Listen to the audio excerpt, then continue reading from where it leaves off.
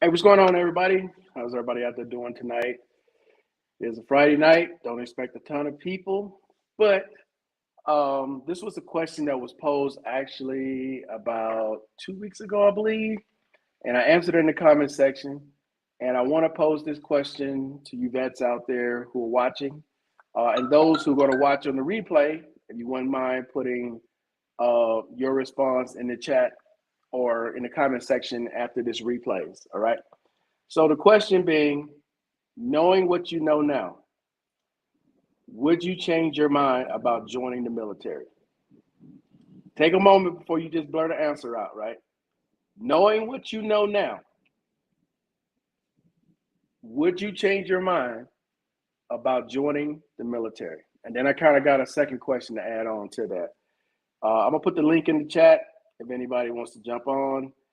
If Mike ends up coming on, I'll have him jump on tonight instead of tomorrow to talk about the travel pay, and then because I got some other topics for tomorrow, but I want to put that out there one more time. Knowing what you know now, if you could change your mind about military service, would you still join the military? Let me see. Did I put it in the chat? So we already got one here. Wow, that was pretty quick, Mr. Miles. You jumped on quick and was like, "Nah, I ain't doing that, dog." Uh, Damn. I'm using my iPad, so it's gonna be a little different tonight. What's up, LJ? Uh, Hold on, guys. Let me see if I can put the chatter in through the iPhone real quick. Turn this down. Guys. Let me see if I can put the chatter in through All right. Let's see if I can get this link in here. Did it come up? Yeah, it's in there, or at least it is on this.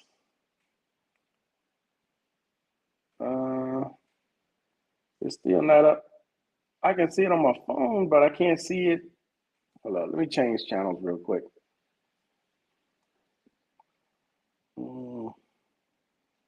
So I'm gonna pose that question again. Knowing what you know now, would you change your mind about joining the military? What is going on with this? One second, guys. I'm trying to make sure I get this chat in here.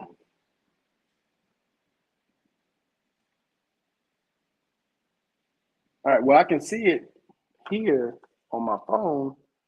Okay, it just popped up. All right, got it. So if anybody wants to jump in to answer that, you want to add on, cool. So starting with Mr. Miles, Mr. Miles said no. Uh, See if he elaborate on that a little bit more. What's going on, LJ? Let's see. No, I would still join the Army. Okay, Deborah, appreciate that. If you guys wouldn't mind in the chat elaborating a little bit on it, because let me give you an example of what I mean. So when I answered this question, I think about 2 weeks ago, I looked at it like this. Even though I sustained injuries, I still got what I wanted out of the military. And here's what I mean by that. I still was able to get a college degree. Actually, I ended up getting 2 college degrees. And I was able to go back to school through Voc Rehab. It provided me assistance to get my first home that I bought. The extra pay when I wasn't 100% and I was still working, that came in handy. I mean, there was so many different benefits that I got from military service that it did help me along the way. So knowing what I know now, would I still have chose this path? Yeah, I would have. Now I would have made a lot of changes along the way and decisions of wasting on a lot of different things, knowing what I know now, especially when it comes to the market and different things like that. But as far as joining the military, making that decision from where I grew up to go to the military, yeah, I would do that in a heartbeat all over again. Uh, let's see. No, I wish I would have stayed longer. Okay, so you wanted to get more time in. Okay, you wanted to retire, I guess, LJ. I would have joined the Air Force. It's funny you bring that up. 'Cause, I told you guys that story, man. I was slated to join the Air Force. I let my cousin talk me into joining the Army for that damn what do you call it back then? Not a bonus, referral. And we were gonna split it. I was like, man, young and dumb. Well, here's the link if anybody want to jump on. Mike, I see you just came in. If you want to jump on and talk about that travel pay tonight instead of tomorrow, because I have other topics for tomorrow, or you can wait till tomorrow. It's your choice. Um, let's see. Yes, I wish I would have done 20 more years to retire. 20, you did 10. Okay. I love the Corps. Got out to take care of moms. Okay. Hey, you know, that's family, man. You got to do what you got to do to take care of your family. That's definitely understandable. Taking care of your loved ones. Never feel ashamed about having to do that. There's nothing wrong with leaving service and taking care of your mom. Glad that you were there to be able to do that. That's an awesome thing. Anyone else want to share? I don't know if Mike is gonna come on. Let's see. Log on, log in free. Okay. But yeah, man, it was a lot of benefits. And I see some of you guys want to stay in longer to retire. So was your uh, disabilities the main reason why some of you guys got out, or you got out and chose a different path? And looking back on it now, you're like, you know what? I should have stayed. Um, for me, I didn't really have much of a choice when it came to that. My disabilities were too bad, and I didn't have enough time in to be offered some type of retirement. Um, I do have the opportunity, though, to go back to get severance or a percentage for the injury I sustained. I just never took the time to do it. I think that's something I may get into to get a percentage from the Army for having to leave early. I've never really tried to go back and get that percentage, but next year I've been thinking about going down that path to see if I can get that done. But we'll see. We'll see. Let's see, Mr. Miles, this internet sucks. Yeah, you still in Boca Chica? If you still in Boca, yeah, man, that internet in Boca, hit or miss, hit or miss. Uh, Depends on the night sky as well. I mean, yeah, it's hit or miss in Boca with the internet. But yeah, man, that is something to. Um, I know a lot of people have thought about their decisions and a lot of decisions throughout your life, right? There's always that one decision you look back on, like, man, I wished I would have instead of what's going on right now. I got out for family reasons. My brother Stefan has autism, okay, and I needed to help my parents. Got it. Again, family situation, totally understandable.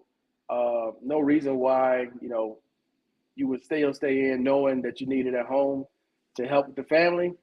Can't get mad at that. Can't get mad at that at all.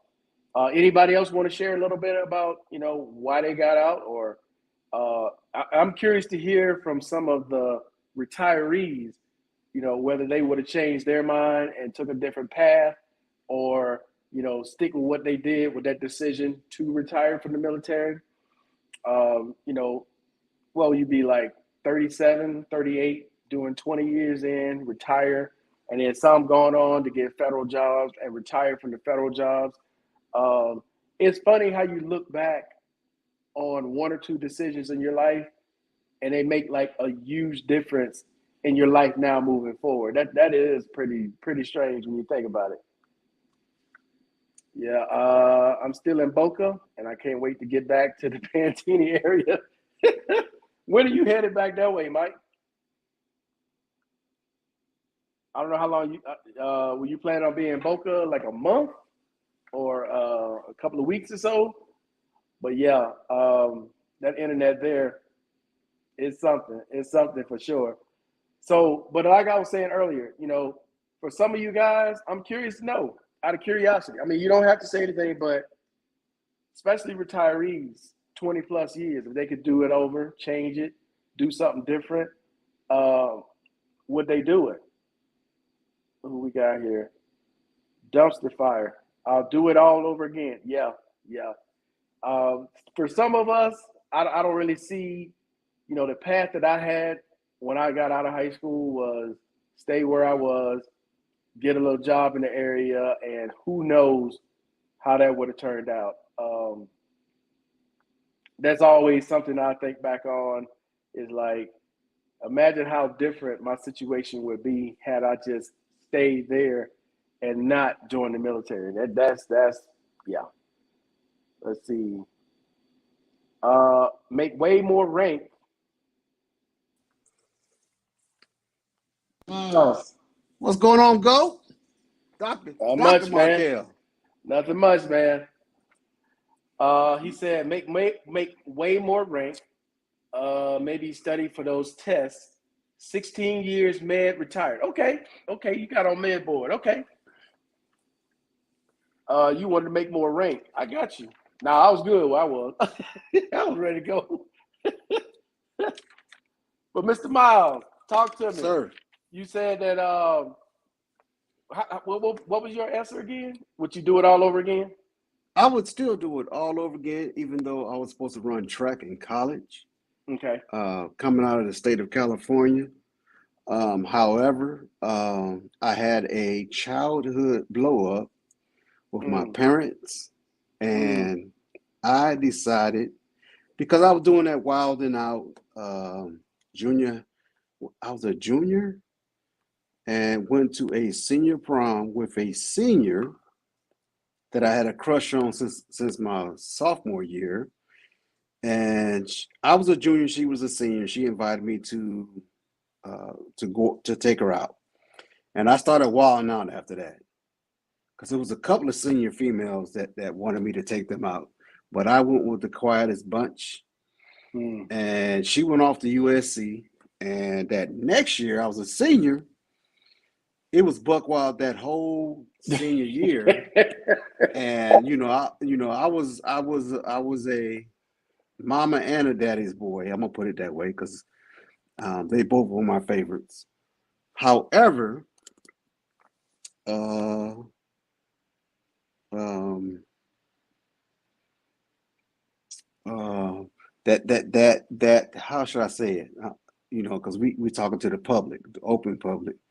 Um, Mom started crashing on me. She wanted me to be in the house at 11. Pops was like 12. On date nights or whatever. I was working. I was running track. I was playing football. My senior year, no, I didn't play for my senior year because me and Mom's crashed about that because of my asthma, and I had a constant ankle injury that wasn't improving from track. So I continued to run track. But Mom's rule about that being in the house at 11 p.m., regardless if I was on a date or not, was killing me. So I was even like, on you the know what, even on the weekends? bruh, 11 p.m. unless I was working. Wow. Because my pops worked that night shift. He was getting that night differential. Pops was killing them over at Mobile Oil. So, Pops was, at that time, Pops was bringing in like $38 an hour back then at Mobile Oil. Wow. Back at back, he was killing them. He was killing them back then. 38 an hour back then? Yeah. Ooh. Yeah. So he was killing them. My grandfather had retired from the Naval Shipyard right there in Long Beach. He retired from the Naval Shipyard and another location because he was working back to back then. Because when my grandfather retired, he retired with a total of 3 companies back in the day. But my dad, oh my goodness, and that was another thing. I didn't tell my dad. I was talking to my mother's brothers, 2 of my favorite uncles on the Thomas side of the family. And I told them what was going on. I was like, I'm tired of this. I'm ready to go. And I had been talking to the Air Force recruiter the whole time because I was getting ready to go on the officer side of the house, on the Air Force side.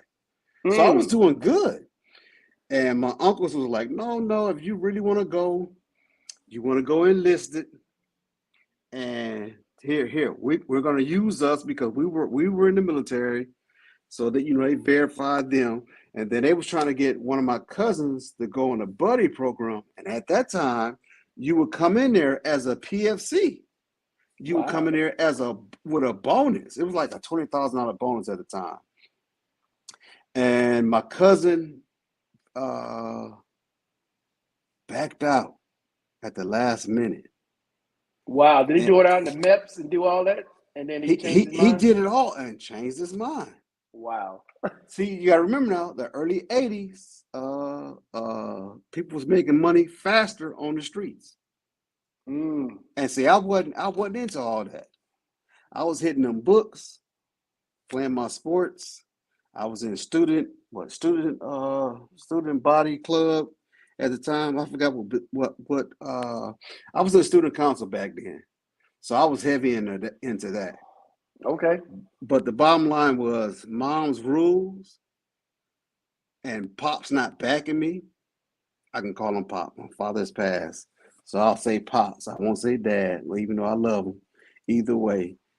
But dad worked that graveyard shift, and he come in, bruh. All he did was lay a check on that table on them Fridays. Pops had that meal catered to him, whatever he wanted.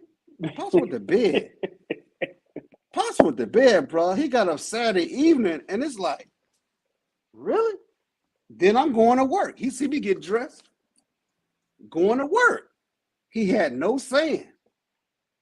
Sunday, I'm going to grandmama's house. I'm going to his mama's house. And it's like 16 or more cousins. I'm one of the youngest out of 56 grandkids at the table. Wow. Yeah, I come from a big family on both sides. I see. And I just laughed at grandmama chewing my dad out. My dad was the youngest in his family. So I used to just laugh at grandmama and grandpa chewing him out. So, but if I had to do it all over again, I think I would have talked to Pops. Because he was a big time track star, football star, baseball star coming out of Long Beach Poly back in the day. He was highly recruited up and down the coast of California, Oregon, Utah, Washington. And that's one thing I would do if I had to do it all over again, I would have talked to my dad versus talking to my mom's brothers. One of them being her twin, who was highly recruited out of Compton High School. He was a big time basketball star.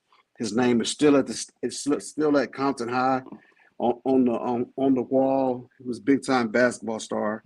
My mother, her sophomore or junior year, she switched and went to Long Beach Poly. Her and my grandfather was having it out after my grandmother had a cardiac arrest and passed away. And for some reason, there was a big fault. My mother was young, though. She was like 3-4 years old. And after that, she just disliked my grandfather for whatever reason. And she hooked up with Auntie Maddie, which was her favorite sister back in the day, way back in the day. Auntie Maddie is buried at the same where Joe Louis is buried at this burial site in Compton. And you see the big black marble outside of the Memorial Stadium. But yeah, if I had to do it all over again, I would have been in the Air Force, brother. Because that was in my heart, because one of my mother's older brothers served in the Korean War back when there was no Air Force. It was the Army. Army had its own Air Force, and he was a co-pilot. He flew bombers over there during the Korean War. I got pictures of him in his brown uniform back in the day, but he was Army Air Force. Okay. And that stood in my brain, and I started talking to Air Force recruiters. And from when I was a freshman, You wanted to be in for a minute, so you were a freshman. Man, I wanted to be a lifer in the Air Force and I wanted to go to the Air Force Academy. Bruh, I wanted to take a step further than my uncle did. Bro, I never even thought about military service until like junior year. When they came around, they did the ASVAB test. like junior year, Wow. and because you're not really focused on um, retirement or anything like. I mean, not retirement, but your future, what you plan on doing at that point. So I was never really focused on that in school. Sorry about that. Everybody trying to call me at the same time tonight. Hey, you're a Oh wanted my man. goodness. You're a wanted man. Yeah. Who else we got here? Howard, what's going on, man? You might as well jump on, Howard. Come on. For real. What Big Barry at? Man, he can't make Oh, you all that talking about old money. Tommy? Man, Yeah, Tommy. Tommy, man, Yeah. He my said, man, Tommy. Tommy. Yeah, we talking about you, Tommy. Tommy ain't got no man. You know Tommy ain't got no Right. job. What's going on, SD? What's up, Out there, SD? How out you there in doing? Cali. Hey. So if you guys don't mind who just came in, um, if you could do it all over again, would you still join the military? You could do it all over again, or would you stay with the same branch? Because like Mr. Miles, he Mm. wanted to be Air Force, ended up being Army. Now let me ask you this: um, when you got out, or sometime when you were you thinking about switching branches to the Air Force? No, no. And I hate to do this, and we're talking publicly. However, it's a couple of sergeant majors I want to give a shout out in case their sons are listening. There's Sergeant Major Covington. Leon Covington used to be my first sergeant over in Germany. I know he made sergeant major before he retired. His wife was a teacher over in Germany back in 1982. We were in Bad Kissingen. First Sergeant Covington. Now I know he was a sergeant major before he retired, so I'm gonna say sergeant major out of respect, because he was a crazy Vietnam veteran, but he was a good first sergeant back in my. He was my first sergeant, Markel, over in Germany, my first duty station, and he used to give you his full Social Security number. You go to IG, make sure you give him my full Social Security number when you quote what I said. Wow, the Oh, full social. oh my goodness, that man had an IQ. Mm. He didn't play. He did not play. He did not play. Um, 2 years later, that's when I ran into Shaq and Shaq's dad, but mainly Shaq. Back in 1983, 84 time frame doing workhorse. We was doing some stuff because they stopped doing Reforger over in Germany, and they started doing other type of war games. Oh, so And you we, met him over in Germany? yeah, Fulda, Okay, yeah, over in the gym, okay. How big was he back then? bruh. He was like, I think, don't quote me, 6'8", 6'9", and he was running grown men at the gym. So How old when was I Shaq? Shaq was in high school.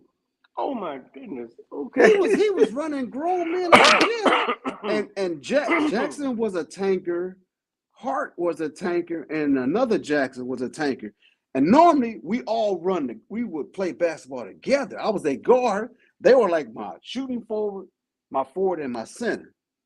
And they was like, Mom, and I was quartermaster. They was like, Mom, ain't no need to go into the gym because we ain't getting that much playing time. And I'm looking at them like, what the flip? They was like, dude, we getting run out the gym by this young boy. I'm like, what? Dude, dude. So I was like, I would feed my troops. And I still had like 4 hours to get up in that gym. Yo, because before that situation, we were working out and we would play about an hour and a half of games. Man, we got up to Fulda. They was like, Mom, we ain't going to the gym. I'm like looking at them like laughing, like, y'all. They were older than me. I was a young dude, 18, 19 years old. Right, right. And they was like, nah, dude, we ain't running because we ain't getting no run because we getting run the gym. I'm like, what the flip? Shh. I heard that. I messed up. I went into the gym, took a shower, and then walked out instead of staying like I normally do and work out. I normally get my 30, 45 minutes of workout, pumping iron, working my full body, and then I go play basketball. I heard what they told me, and I was like, man, I'm going to my fort sack and go and get my rest. And that's what I did. because I was already fighting 30, 40 degrees outside. I'm a young kid Oh from California. I don't like cold weather, bro. man, man, my cousin used to send me those photos from Germany. He was in Man, Germany ooh, for ooh, 6 years or 7 years dang. because he was all excited about getting his first Beamer over there. They custom, Mm, you know, they built it right there. They built the yep. order. You go in. He showed the whole You process. get You to go look at in. it. Yeah. Yeah, you get to see it. Whole thing getting built. It was crazy.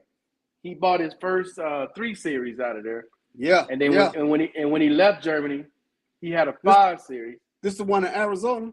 Yeah, he had a Yeah. five Yeah. series when he left, and they shipped Mm, it back. You know, back then, I don't know what they do now, but yeah. back then he could ship it. It took Yep. like because he got stationed in Arizona to be a recruiter. Because Okay. I was out by then, and I remember when we had to go pick up his car. It took like 2 or 3 weeks after he got there, his car Yeah. showed up. But Yeah. man, he was all excited about that damn car. Yeah. Because 1982, you can get a Buick Regal 1920 between 19 and 2700. It depends on what all you threw inside it. Right, right. Back then, when I first joined the military, and I was cracking up because, dude, when a lot of the old heads left my unit and I started getting promoted, I didn't care about the promotion. I was like this. I just want to get out of here. And Leon was like laughing at me. He was trying to get me to stay over there. And I was like, dude, we in a unit with no women. The whole base, no women. You want me to extend? Are you crazy? I'm fresh out of high school, fresh out of pop locking. Where I'm from, I was in a pop locking group back in high school. Right. And, I everybody was, break dancing was a thing back then. yep, Break yep, dancing, everybody got that exactly. cardboard out. I forgot who was the group they used to show in the movies? Oh, Shabadoo The and dude with the broom. yeah, Boogaloo, Yeah, Boogaloo. I forgot his full name, but yeah, the yeah, he dude with the right broom there out of and California. Yeah, yeah. yeah, yeah, I yeah. remember those. Shabadoo was from New York, but we used to laugh. We was like, why this dude coming to California trying to fart off on our stuff? What up? What up, Howard? Yeah, I don't. And see, How you doing, bro? Harry, Much love, Harry brother. said if I could do it all over again, I would join. However, I would probably go Air Force instead of Said Navy. I mean, that Navy. seems to be the number one thing people say now. The military was the best thing that could have happened to a country boy from Alabama. Hey, I'm right. Woo! I'm right there with you. Right there with Wow, you, Harry. Harry. Right Yeah, there with you. yeah, What's up, yeah. Mr. Howard? Yeah, how you doing, Raquel? How you doing, James? How you doing, guys? Doing, man? Got that Bob. Look, they got that Marley shirt on, boy. Oh, He's yeah, starting early. Yeah. yeah. Buffalo soldier, yeah, man. You know it. You know Yeah, it. yeah, So yeah, what you Yeah. say, Howard? If you could do it all over again, coming out of Louisiana, yeah, would you do the same thing all over again? yeah, Markel. Not only will I do the same thing over again, man, even every day. I actually want to go back into the service sometime. You know what I'm saying? I miss it. Even being deployed, I miss it Mm. sometime. But for sure, Markel, I'll definitely go back in. I got a family, a military family. My uncles, two of them served actually and Storm, even in the Vietnam War. And my brother's Jarhead, a Marine. He served one term too, so my brother's a Marine. So whole family. But yeah, I was recruited in the high school. I was recruited out of high school. I wasn't getting a scholarship or anything, so I Right. said, heck yeah, yeah. I don't regret it one bit, bro. You know what, Howard? I do think sometimes about the camaraderie. Like you miss Oh yeah, all the guys getting together, or the females. So whoever you had in your little clique that you yeah, would go hang out and do stuff. It is a different experience when you used to that group, and yeah, yeah, then by one, people start leaving and getting assigned in different locations, and exactly. they don't re-enlist or whatever happens. Yeah, that part of it, I Yeah, can honestly say, yeah, I miss that part of it because you get to meet some cool people, yeah, hang for out sure. with some cool people, and then you get some friends for life Mhm. sometimes out of that situation as well. So I can definitely see people saying they miss that camaraderie of the military. Some other aspects though of the military I do miss though, gentlemen. Well, not so much now, but that vacation when you were working, you get all that TDY. That was you saw more than me. And Markel, it got to think about it. Leaving the military or it's paid leave. So you still getting paid. Yeah, it's paid leave. Yeah, 30 years, it's paid. So you take 2 weeks, it's almost like you're still at work. Hey. Yep, Yeah. it's paid. And then the hop, being able to just jump on a flight, go somewhere. Bro. I mean, the military really gave you, like, it was structured, but you had a lot of things that were like no worry. Like I don't really remember worrying a whole lot while in the service. I wasn't worried about the little money I was getting. Whatever. They provided you with everything. Where you stay, where you eat, the little check you got. You just had to keep your stuff right and do your job. That was pretty much what was required. That was it. That's it. Yeah. Yeah, Harry had just come in. Harry sent me a message on IG about some information about the VA or the information. I replied to Harry. Harry, I gave you information about that. It was like last week. I don't know if you checked it, if you got it or whatever. So I gave you information on that. Okay. Hey, so guys, let me ask you. Mr. Miles still in the States. I was going to have Mike on. I don't know how familiar you are with the travel pay situation. Have you been doing anything with travel pay lately, Mr. Miles? No, because they've automated the system now. They give you the option to do it manually, but they prefer as you're exiting the facilities to do it on a computer. I mean, they still have the documentation right at the old stations before you exit, before you get to talk to the people in case you don't understand the documentation, the manual documentation. But it's all a lot of the majority. I'm gonna say 92% of it, Markel, is electronic now. Right. A lot of old soldiers. Oh yeah. When I say old soldiers, I'm talking about 78 through their 80s and beyond. Like I helped my Marine Vietnam buddy today. He's one of the only Marine. There's only 2 Marines I really give respect to, and I was with one of them today. He still does it the manual system. He don't believe in all this electronic stuff. Hey, let me tell you how something that's gonna blow Howard's mind. Howard don't even know this. Howard, take a vet that's like 68, 70, 75, 80 years old. When they were like 40, 50, do you know how they filed for a claim? No. All they did was write it down on a piece of paper. All they did was write down what they wanted. All they did was write down back, leg, arm, and they turned it in. And they didn't even have to do that. Some of them just called. Hey, I want to put in a claim for blah, blah, blah, blah, blah, blah, blah. Okay, paperwork in. All this stuff we got right now, Howard. Yeah. They don't know nothing about this. Yeah, it's completely lost. It's completely lost. Yeah. The rating system, Howard, ain't even what it used to be. It used to be 10, 20, 30 to 100 regular numbers. Yeah. It wasn't this, you 320% and you 100. Yeah, 7 and all that shit. Pi times 3.5. Yeah. Because I know a couple of Vietnam vets. They showed me their original picture when they got one of them got $258,000 from their back pay from Vietnam. Mr. Scott, a Vietnam vet out of the state of Florida, who went to my state. He went to my state and run around and may have crossed my dad back in the day out of the city of Long Beach. He was a Marine. He got close to $300K back in the day. Wow. Yeah, but it's sad because he was a tunnel rat because he was under 5'9" back in the day in Vietnam. They threw his little butt, and he was a slim brother. They threw his butt down in them tunnels back in the day over there in Vietnam.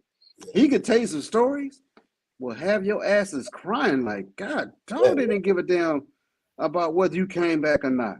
No. But like he said, if he had cell phones that we have today, back when he was in those tunnels going down there, looking for the Korean adversaries, if he had if he had an iPhone 12 Pro Max and was to take pictures before he blew their asses up, or what he did with his pistol, man, that dude got some stories for you to be like, your hair on your back would jump up.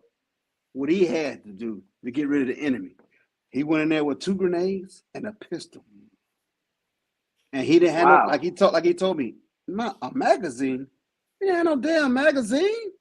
He was like Clint Eastwood. We had whatever that revolver can handle. That's it. You didn't have time to be going in your pockets. All you had was a spoon, clip, and throw. And you was gonna get fucked up in the process. Right. Trying to blow their ass up. He said, but the thing was, the reason why you were given 2 grenades was to make sure that the tunnel caved in. Okay, so you blew them up and then you caved. Okay, got it. Not only were you going to blow their ass, but you were also was to detonate on you to make sure that your tunnel that you dug in, that you low crawled into, was to implode on you. Mm-hmm. Yeah. No, I'm good on that. I'm good on that. No. I hear you. I'm good on that. No. I'm good. Oh yeah, I got some stories, man. Like he told me. He said, you young boys today. He said, you young boys want to throw grenades. He said, just like what Israel's doing right now in Gaza, that's what you young boys want to do. I said, well, I grew up. We got to see the enemy because that's how we were taught in basic and boot camp and AIT. He said, well, the classes after y'all. He said they think they playing Atari. They think they playing a video game. All they want to do is drop bombs on people. He said, but back then, he said, Mom, back in your day, in the early 80s, y'all was taught to see the enemy's eye before you pull the trigger. I said, hell yeah. Because I remember standing in lines, getting my money paid in front of me. What? Man, 82, Markel. So they used to pay. Got cash. Paymasters used to pay us in cash. Did they take out taxes back then? I don't know. You know what, Markel? It's sad to say. I don't know about the taxes. All I know is we used to have brand new greenbacks. I'm sure they took out taxes, bro. More than likely, but we stood in that line. We was in line for 20 minutes or less. We got bread. It was like somebody was printing 2 miles away to make sure we got brand new bills. A bunch of twos. Did you get a bunch of $2 bills? Nope. We got 10s, 20s, 50s. Okay. Maybe that was just a VA. Maybe that was just a VA thing, man. I remember the VA used to always give you those $2 bills. $2. What was the other bill? Some other bill. I don't remember. Okay, remember I'm early 80s. I'm 1982. I don't remember seeing a $2 bill being given to me until 10, 11 years later. Yeah, your VA, man, when you used to get that travel pay, I always used to get a $2 bill. Every time I got a $2 bill out of that. Wow. Hey, wow. Did you save them? My dad got a bunch of them. He saved his $2 bills, man. If he saved it, it's worth something now. I keep at least 1 or 2 in my wallet somewhere. If I can find it. Somebody that's real, right? Yeah. Some of those coins as well. Oh yeah. Them shits, man. Oh yeah. Definitely $2. Oh yeah.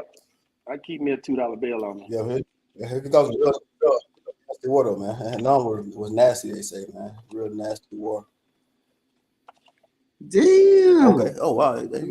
Yeah. You sure do. God damn. They got that shit. Hey, you get your little game or something, Mark. Let's keep it crisp, man. Man, put it in a plastic bag. I keep this on me, man, for luck. I keep those $2 bills. Okay. And this Venezuelan 50.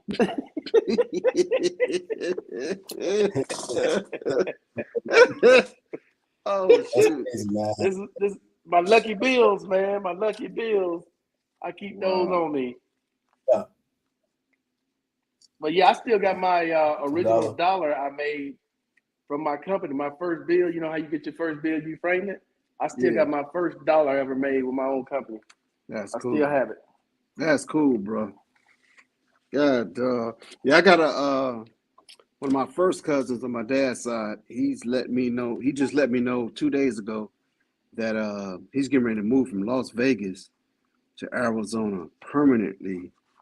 You know, Where? he's uh his brother is like one of the biggest pastors. Well, I'm not gonna say his brother. My cousin Meech, and that's his nickname. I'm not gonna say his name out of respect because okay, I'm gonna say my cousin Meech. Within the Miles family members know who I'm talking about. Out of Long Beach, California, out of the Miles family, uh, know who I'm talking about. He is one of the biggest now bishops in the Southwest corridor of the Southwest right now.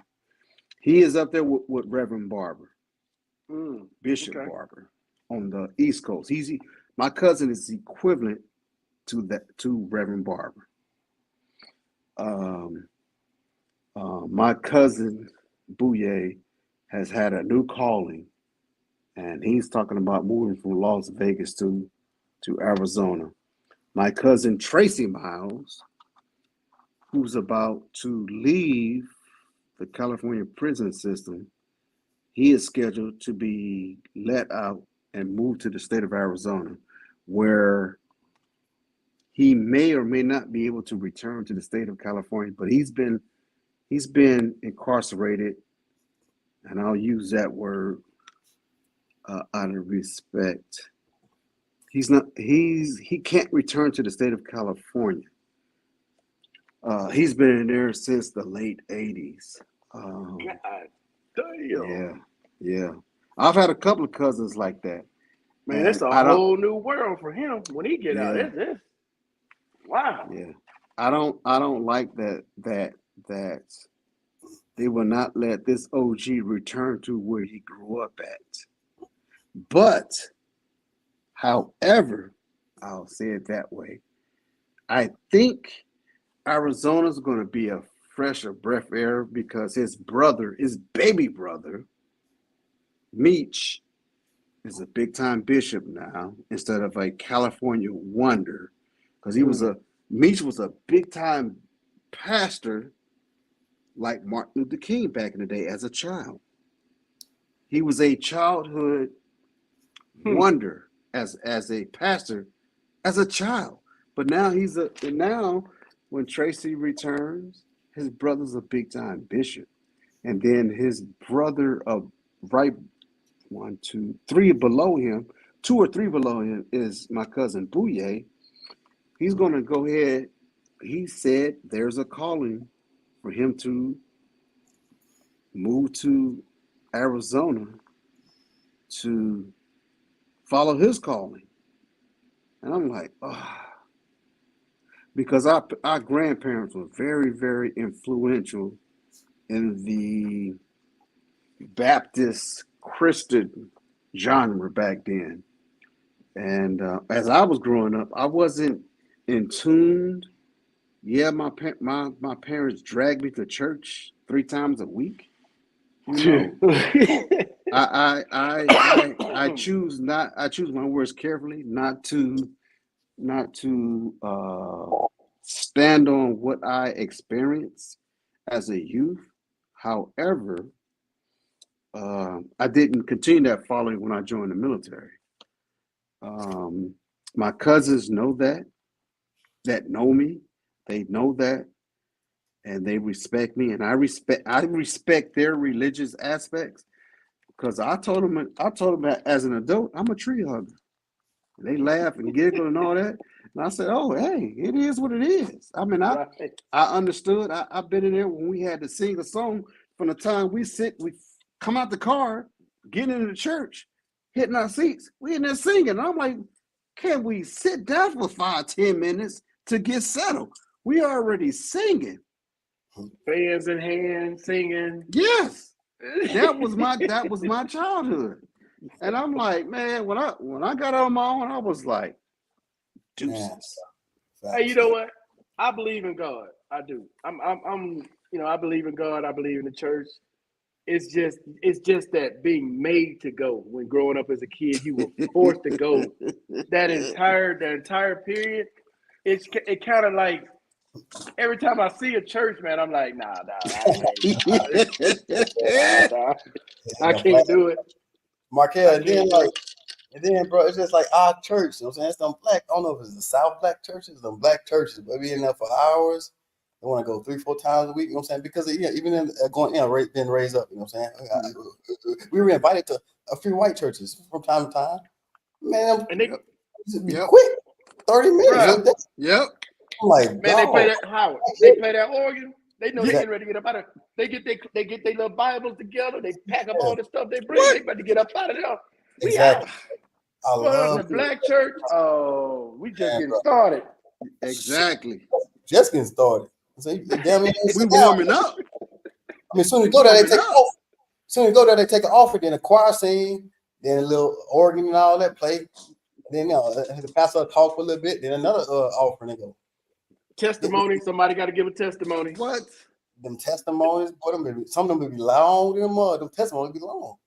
How somebody got to read off who in the hospital, who's sick, who need to be Right. prayed for. Notes and all Oh, that. I said, man. I'm I'm sitting glad. there looking at the clock, Howard. Football game gonna be over by the time we get home. Hey, bro. Yeah, fact. The Wow. football games come on late, like about 1:30, 2 o'clock. I'm like, hurry up, Back to man. back. Yep. Yep. That shit. Boy. Football game gonna be over. All right, so Jay said, I'm gonna be honest. I don't think I would have enlisted in the military. Wow, okay. I think Oh, it helped to destroy my goals as an aspiring boxer. Moreover, the fear and stress of being killed. I can't disagree with you that. Just being honest. Hey, ain't nothing wrong with that, man. There ain't nothing wrong with that. I mean, we can't go back and change what we did, but hey, it's nothing wrong with you having inspired to be a boxer. There's nothing wrong with that for sure. Definitely regret being served in the infantry. Okay. yeah. I said it earlier too. A person said that earlier. I don't know if who said it. Person said, yeah, they don't regret serving or joining, but they would have changed their MOS. Right. Right. Yep. Yep. I seen that. Probably, Let's see. probably. Gary said he'll do it all over again. Okay. Yeah, for sure.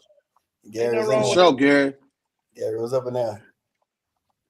Hey, so Yeah. guys, I'm gonna tell you guys like this, man. It's been a fun run here in Medellin, but I do think I want to split my time starting next year at some point between here and the States.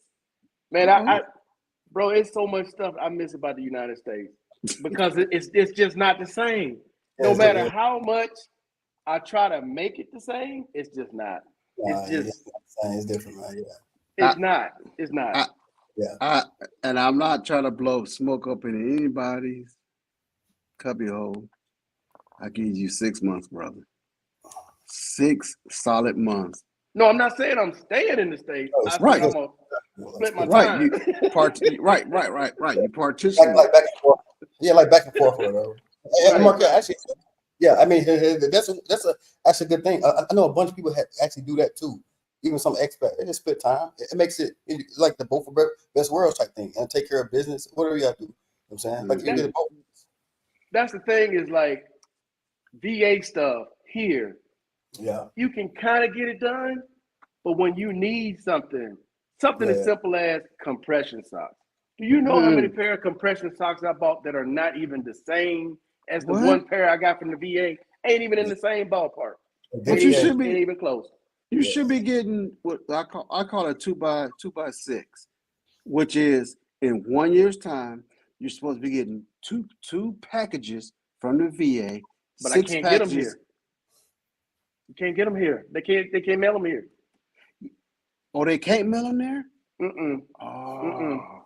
See, that's what I mean, Mr. Miles. It's like Different. Like- Overseas, is different, man. It's like a different. that's why I looked at Mike's situation being on the border. That's like perfect Yeah. because you get to live in Mexico, but you get to do everything in the States. Right. You still get the benefits of the States. So that's why to me his situation was like perfect right there. But I'm gonna try to navigate this to a point where I can flip it to like 7 months in the States, 5 months here. That's what I'm trying to do because I'm trying to cheat a little bit and move to Cali, back to San Diego. You know what? You know what? I don't have my hat on. I'm gonna top my hat off to you, brother Markel, Dr. Markel, so I like to call you. Um, because you have opened my eyes over the years, and that's why I give you respect by calling you Dr. Markel. And I don't care what nobody think out there in the atmosphere, in the algorithm. I'm calling you Dr. Markel because you opened my eyes to stuff as I was maneuvering through my process to become a retired veteran. And the I was a full-fledged lifelong membership. I paid my money straight up for DAV, and I got the 3 years I was with DAV. I'm sorry to say, I got more respect, more information from listening to you versus being a lifelong member with DAV. And I attended the meetings my first 3 years. Damn. Full fledged. Was at the meeting. Didn't wear my cap because at the time I was like, man, I'm not buying no damn cap. I done paid my dues. I'm here. I'm at these meetings, and I was hearing about more stuff about why we need to get rid of this new president opposed to the old president who was sitting back just chilling now because he had been through all these steps, all these different seats over the years. And I was like, this is what women do in their meetings. Why am I listening to this bullshit coming out of the military? Listen to this bullshit. So and I told him I was disabled. I'm fighting to get, certain things. And man, again, listening to you, I didn't want to listen to my sister-in-law who got her 100% because I kept trying to tell her at the time, yo, my fight isn't the same fight as your fight because you was going for female issues, even though she did 20 plus years, and I was sitting on at the time, I think 16 and a half years. And she was like, no, you've been through more shit than me. And that was her thought process to me. And she barely cussed, but she was like, no. She read my package, and she was like, no, you've been through more shit than me. And she was in the Navy. She was a JAG officer. She enlisted originally as enlisted, and then she slowly went through the ranks as she was going to college offline. She was physically sitting in class, and she became a JAG officer. She was one of the first inductees to get her blood stripes back in the day. Quick news. So I don't have to wait till next year to apply for residency. This was my lawyer that he just hit me up. Okay.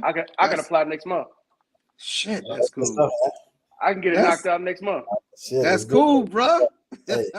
Yeah, because you've been over there. It's perfect timing too. End of the year, you get, No, if I go back, I'm going to Arizona because it's cold in California right now. I ain't doing that. Not Southern California. It's cold in California, right? It's still 60 degrees. Come on now. Yeah, that's cold. No. Cold. Arizona, 78, 80. No. I'll take Phoenix. I'm good on that, bro. I'll take Phoenix. I'm good on that. Wow. But yeah, I've been waiting. Y'all know I've been waiting to get this knocked out. Right. And my lawyer actually lives in the United States now. Okay. And she got married and moved to the U.S. She's been in the U.S. now 2 years. My last visa, she did the whole thing from the States. She wasn't even here. But she's going to be here next month for the holidays.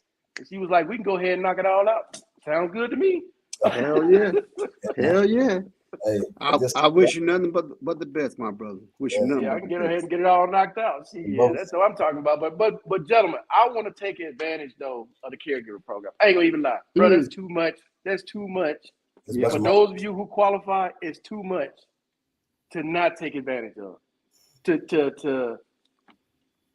I mean, I got the home loan the VA home loan. I got the home loan. I got the home grant. I got all that, and I can get the caregiver program. Why wasn't I not take advantage of all Yeah, that? yeah. My buddy, my Marine buddy, he got approved for his Stairmaster, and he's still fighting for his. I think it's called a step down tub or something like that. Okay. We were discussing that today, and how, because this individual who had so many years at the VA is now working from home, and they were fighting him for a timestamp of all the documentation that he was dropping off.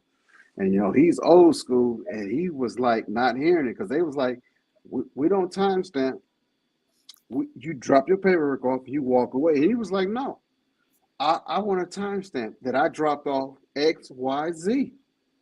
And so they did a handwritten, and he videotaped the whole thing. I cracked up as he was telling me today.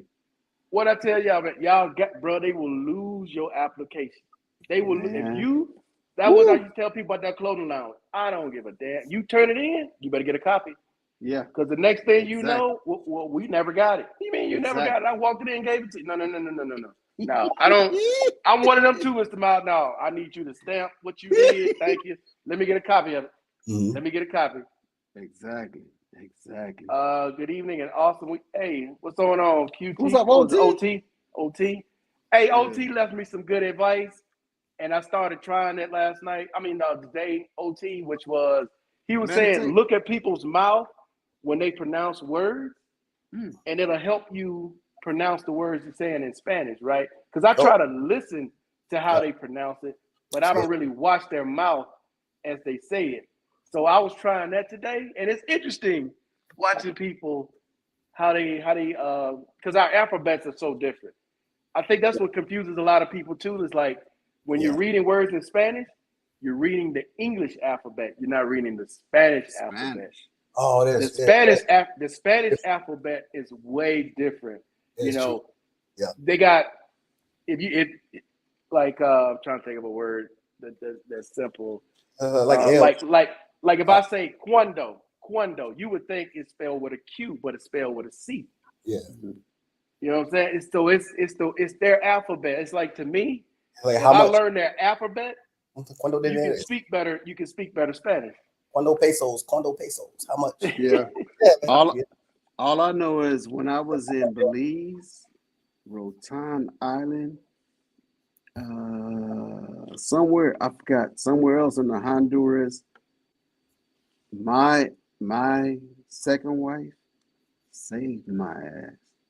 And all my wife wanted, she wanted her hair done, and she wanted us to be able to eat somewhere downtown that was safe. And that was her. She loved to intermingle with the natives. And man, when I say I just sat back, because number one, I didn't have a M4 on me. I didn't have two pistols. I didn't have 100 rounds on me. And to the point, she got to a point where she was like, I can't even worry about you. You got to learn to relive with these natives, our people. And I was like, man, somebody's trying to kill me over here. And I had that on my mindset, get on that cruise ship. Oh, check out who here. There you go. There you go. What's up, Tommy? No, you ain't got no job.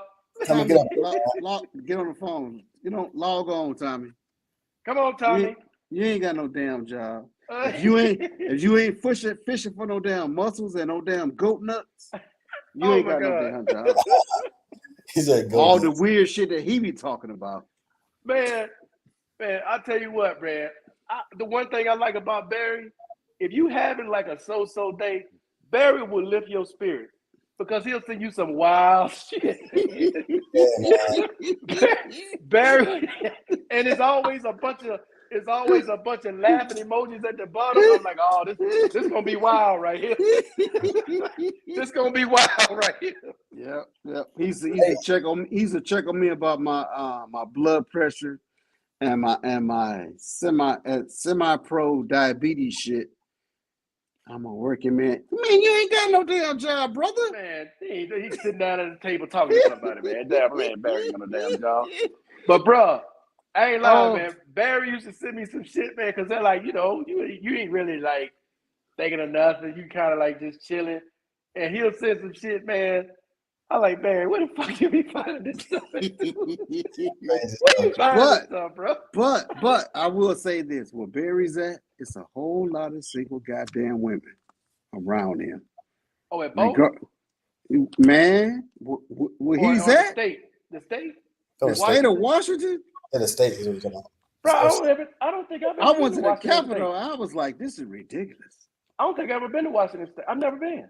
Really?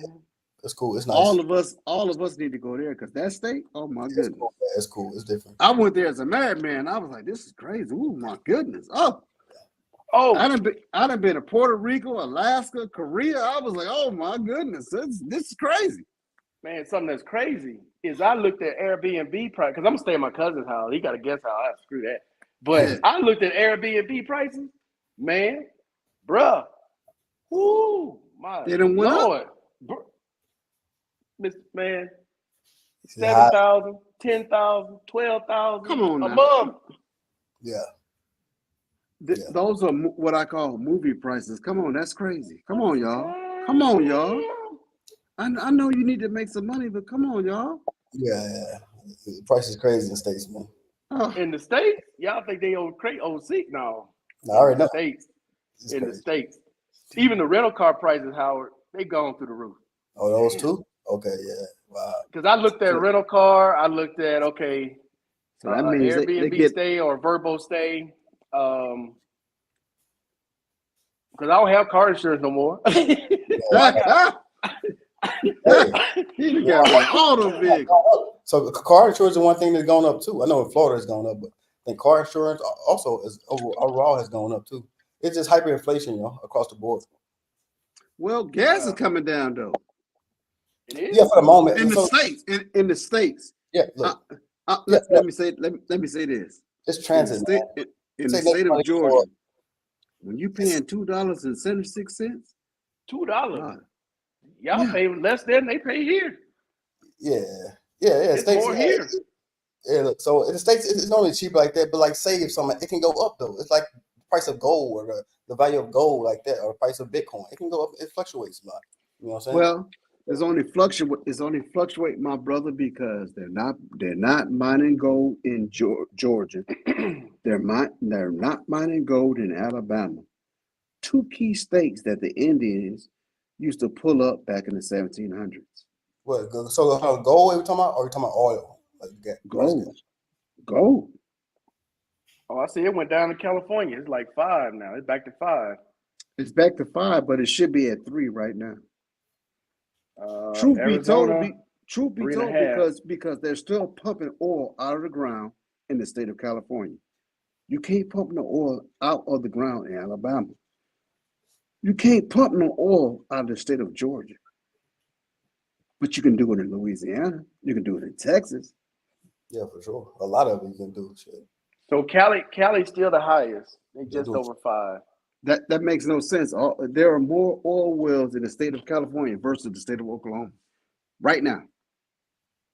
Yeah, right now. But that cost of living and everything else is like taxes. I know my state. I know my state. I love my state. Bruh, Howard sent me that stuff about Florida because I was seriously looking at Florida. But all them damn storms, bro, and then all them floods. Where the hell was that at, Howard? You sent me that. It's South Florida. Around Miami. It's like Dade County. Nah. Oh, that flooding, man. I like Jacksonville, Florida, Markel. Jacksonville, Florida. You gonna get a house? North Florida. Oh, that's closer to Alabama. Hey, Markel, going back to get all. No. Come on. Oh, that's too close for your kinfolk? It does say Texas. Hell no. That's too close for your kinfolk to drive to you? Hey, Texas. That's too goddamn close. Okay. I mean, Texas is, I think, it'd be a good idea, good choice. Texas, man. One of them cities in Texas. Yeah, because Austin is cool. Been to Austin. Been to Dallas, Fort Worth area. I ain't never been to Houston. San Antonio. Fort Worth, San Antonio's cool. I used to drive up there. It's cool city. San Antonio is a cool city. I Yeah. love San I used to Antonio. drive up there from Odessa. Bro, Odessa. Now I remember Odessa driving Midland. through San Antonio. Odessa, Midland. What's the one next to New Oil, Mexico? but all the oil Right there on the Odessa, all them oil rigs at Odessa, Texas. that's West the Texas. I-10. You're talking about 20 split to the 10, and then you take the 10 all the way across. God damn it, Odessa, Midland. Because I was right there in San Angelo at the old recruit base. What's the big city? The last one. When you get past Midland and Odessa, what's the last one before you hit New Mexico? The Is big it one. El Paso? El Paso, yeah. El Paso, Texas. That's so cool. Yeah, Fort Bliss. I I think of Fort Bliss back in the day. Yeah, Army I don't know what's there now, but I think of Fort Bliss. Yeah, Bliss is still there. I mean, Yeah. Ain't going nowhere. Old Chaparral Buffalo soldiers back in the day. Ain't going nowhere.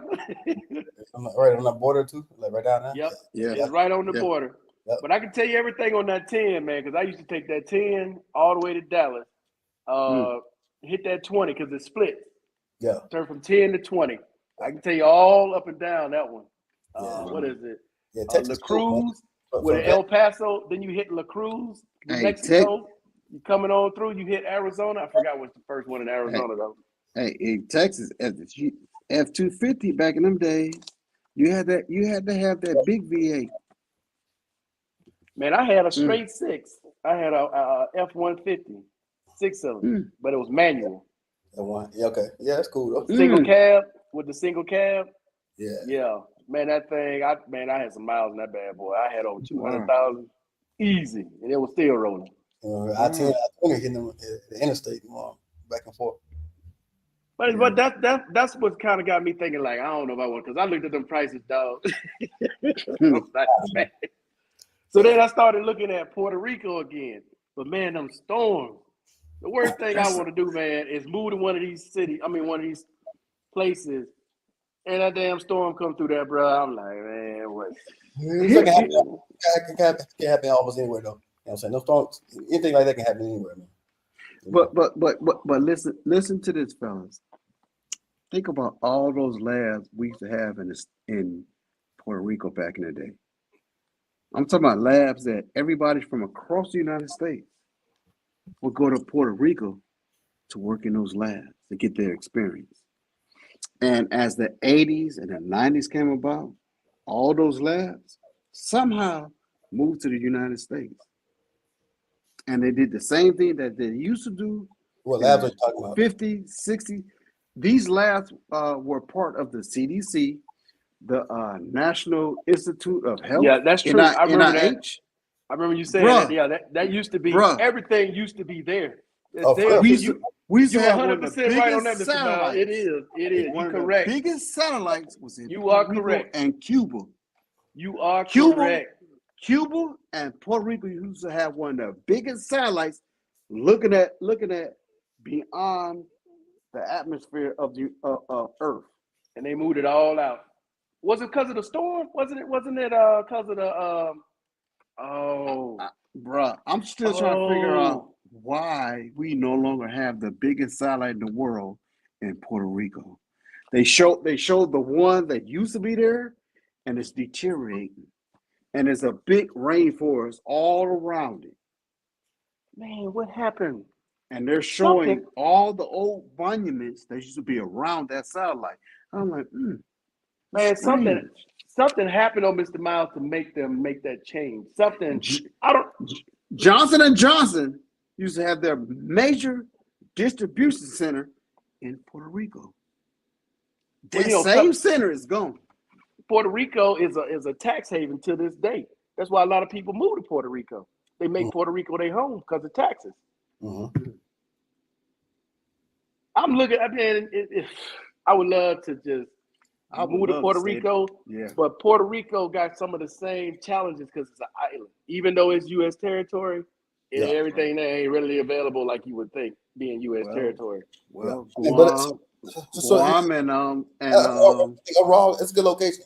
Now, of course, it's real close to here. Like DR is a good location anywhere in the Caribbean to just travel anywhere. Right. in this whole hemisphere. You know what I'm saying? It's U.S. anywhere in the U.S. pretty much. Definitely East Coast. East Coast, South America. It's in the middle of East Coast America. So New York to D.C., Florida, Miami, Texas, anywhere in the South or the East Coast, South America, and also anywhere other in the Caribbean. So this is a good location. I feel for that. Just branching off, just base out of and branch off to different places. Yeah, what's the name of that airline, Howard? That's in DR. That one you used. What's it called? Aerojet. Yeah, ARAJET. Bro, y'all got to check that out. Aerojet. Yeah, here it is right here. Y'all got to check that airline out, man. With the DR, why them prices is low. Got some nice prices, bro. And these real airplanes. These are not crop dusters. These are real planes. Real jets, brand new planes. So yeah. You better do it while these prices low, because they ain't gonna stay that way. No, after a while. So guys, the air I think from Santo Domingo to Kingston last time some people I know went to Kingston last time. It's direct from Santo Domingo to Kingston. They have direct flights from. They're based out of Santo Domingo, the capital of DR. But they go Howard, let me ask you this question, brother. Are you and Love and Freedom, Mike? Are you guys hooking up again before he leaves? Yeah, well, I don't know about before he leaves, but yeah, I talked to him a couple hours ago. So yeah, we are. I want to see you guys. I want to see you guys hook up, brother, before he leaves. Yeah, for sure. Shout out to Freedom, man. He has come. No, I'm saying like he's doing his own thing. He has coming right now, and first of all, I don't live in where he goes. But he goes to the capital. Okay. Capital and quarter part of where I live is actually 4.5 hours apart. So we just got to time it over. Yeah, he doing his own thing. Okay. Yeah. And I'm glad you mentioned 4.5 hours, brother. And I'm thinking about Atlanta. When you say 4.5 hours, bro, I understand. Drive. Yeah, it's 4.5 hours drive. I mean, it's all about it's all about timing and stuff like that. So. Right. Because when I tell brothers I'm going to Macon, they be like, "Ooh, that's 3.5 hours away." I'm like, "I'm going to the base. That's another 30 minutes." Yeah, I know. Yeah, that's 4 hours. I understand. So you're gonna say about and back on what Markel was saying about Aerojet. It's a new airline. Like it's clean because it's new airplanes. Good customer service or whatever. All direct flights based, of course, out of Santo Domingo Airport, and it was quick. Going from Santo Domingo, for example, to Kingston was an hour 15 minutes. And these guys, they got Bogota, they got Colombia, Bogota, Colombia. Out of Santo Domingo, Peru, go ahead, in the Medellin, all major Chile, even Chile. They're actually adding new destinations almost every a couple of weeks. Yeah, so follow me on Instagram, Aerojet. Yeah, throw my and Mr. Mile, it's cheap. Cheap. Yeah, cheap. Direct flight. Well, and here's why I'm not even looking to go overseas right now, because a lot of my relatives, my first cousins and second cousins, we're trying to figure out what's the correlation between the Mileses in California versus Texas versus Louisiana. And then I've been hitting them up when I got this big super speeder ticket in Virginia 2.5 years ago. And I found out, as I was looking at my case, I found out there's a big batch of Mileses and all this land that the Mileses own that was passed down to them 4 generations in the state of Virginia, Southern Virginia. And I was trying to figure out, are we related? Because Miles, when you spell it, Miles, is a unique name. We go all the way back to the Scottish Isles over in Great Britain, and how a lot of that land we used to own, and how we were short people back then. And it's weird on my family side how we lost a lot of that land over there that are now golf courses. And I'm like, and I'm just doing research on my grandfather. And I stopped for almost 2 years of doing my research. Now I'm back on it again. I just told my first cousin, I said, all right, now I'm back on doing some research, and I got a couple of female cousins on my grandfather and grandmother's side. And they're like, yo, We all down in Savannah, Georgia. I started laughing. I said, but the name split. It split into Mills's. Miles spelled a whole totally different name. And then they were like, no, these were people that came from Great Britain that hijacked our name. And they got all the information when the name was hijacked back in the day. And they were like, cousin, these are not Miles's. These people hijacked our name and hijacked our land. I was like, man, and I on that journey right now, just on number one to step in my grandfather's shoes and go back. That's my journey for 23, 24 right now. Okay. As I try to figure out what's going on my dad's side. Cause I know my mother's bloodline. I can date all the way back 9 generations. We dated back Georgia, South Carolina. But That's from DR to Mexico City. $200. Shoot. Online Yep. check-in. Okay. How many bags are you allowed to check in? You get one one personal item. Yeah, one full bag, one, and then of course you well carry on. Yeah, you Goddamn. get I think check in and So carry on. 150-pound bag, 150-pound bag check in. No, hell. That's it. You get No. one bag. One bag. That's it, bro. See, I mean, Bruh. that's yeah.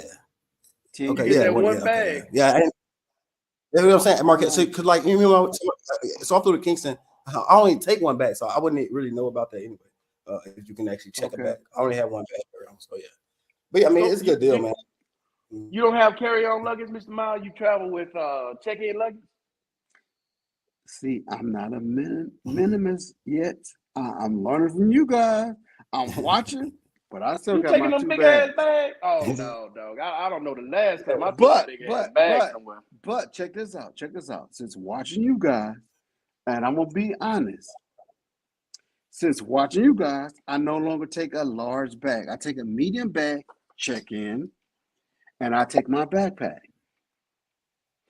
That's from watching you guys. Yeah. You guys have helped me shrink down. But I gotta get to, like my wife. I gotta get to a. She don't even check her bags now. She has 2 Right. bags. Yeah. She has you her taking no bag. backpack, and then she got a bag that fits where she could take 2 bags right on the plane. Yep. I gotta get to that. I'm not there yet. What? How long Because you luggage- going? You need a man. you need a medium-sized bag. Because I like to take all of my electronics. I'm sorry. I like to take the hike boots.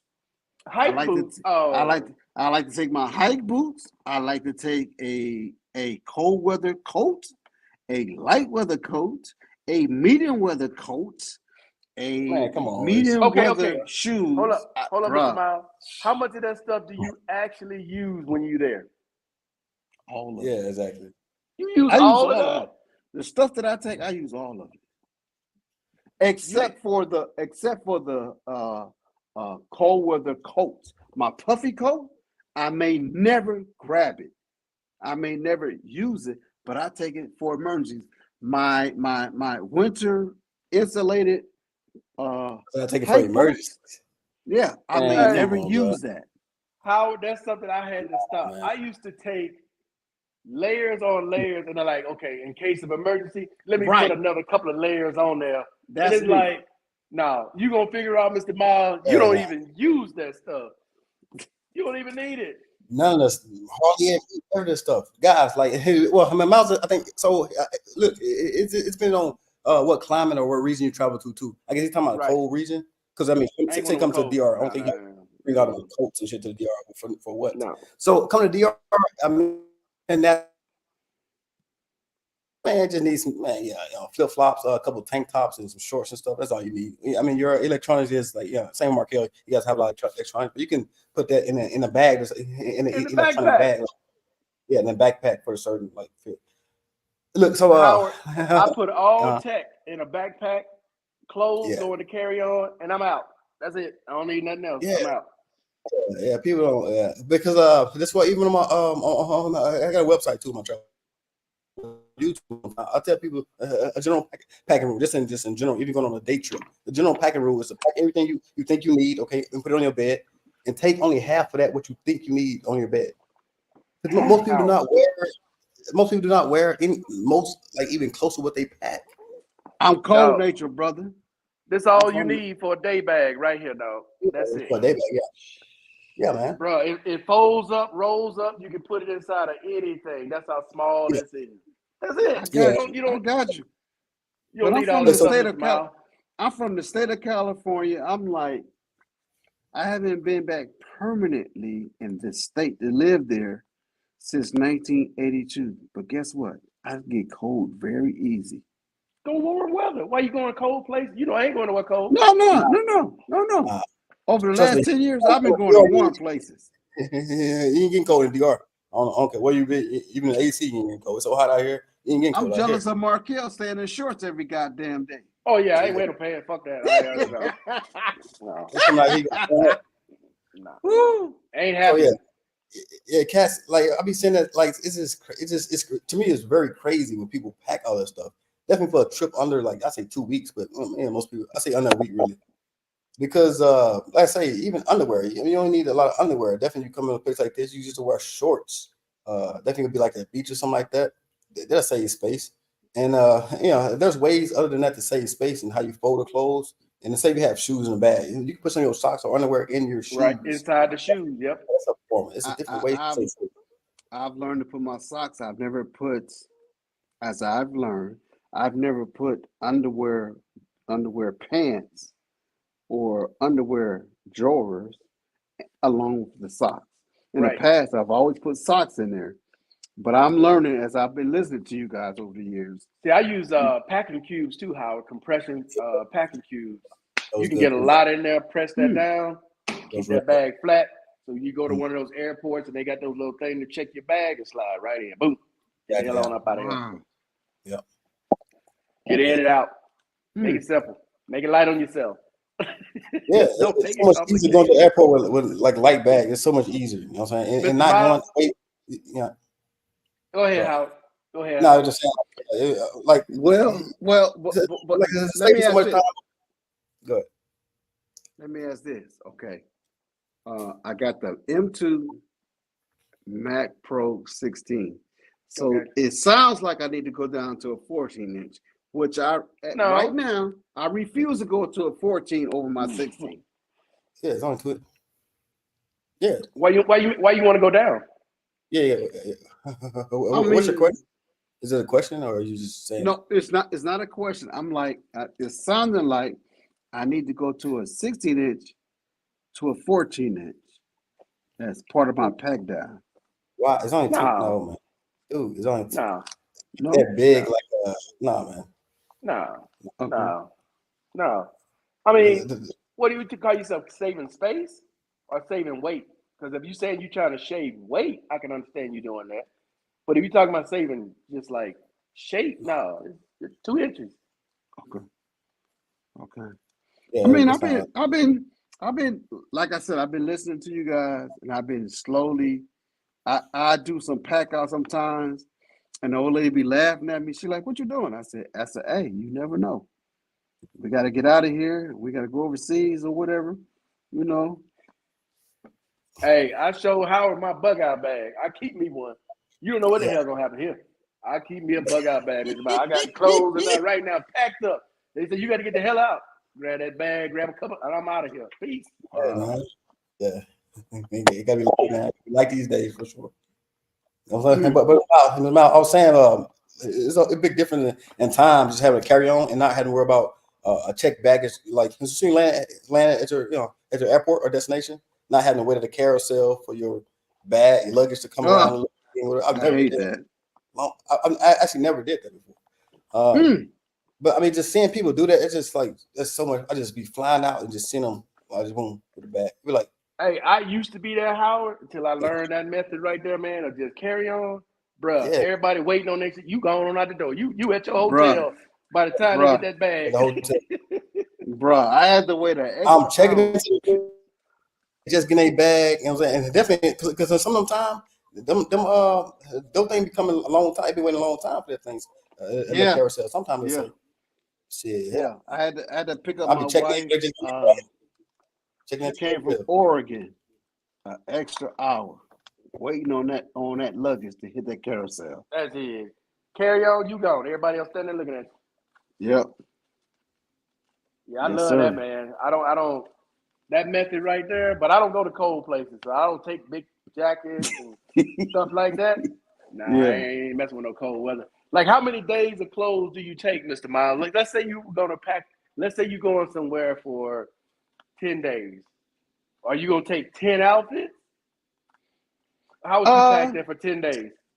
I know when we hit Canada and came down, I packed up, I think it was a 7 or 8 day cruise, and it was my first time going on a long-term cruise. I think it was 10 days. I Okay. packed up for like 7, 8 days. Why And you I take was that much stuff? but check this out. Check this out. I made her take a special coat that I purchased for her for the cold for Canada, and I didn't pack the same coat that I packed for her.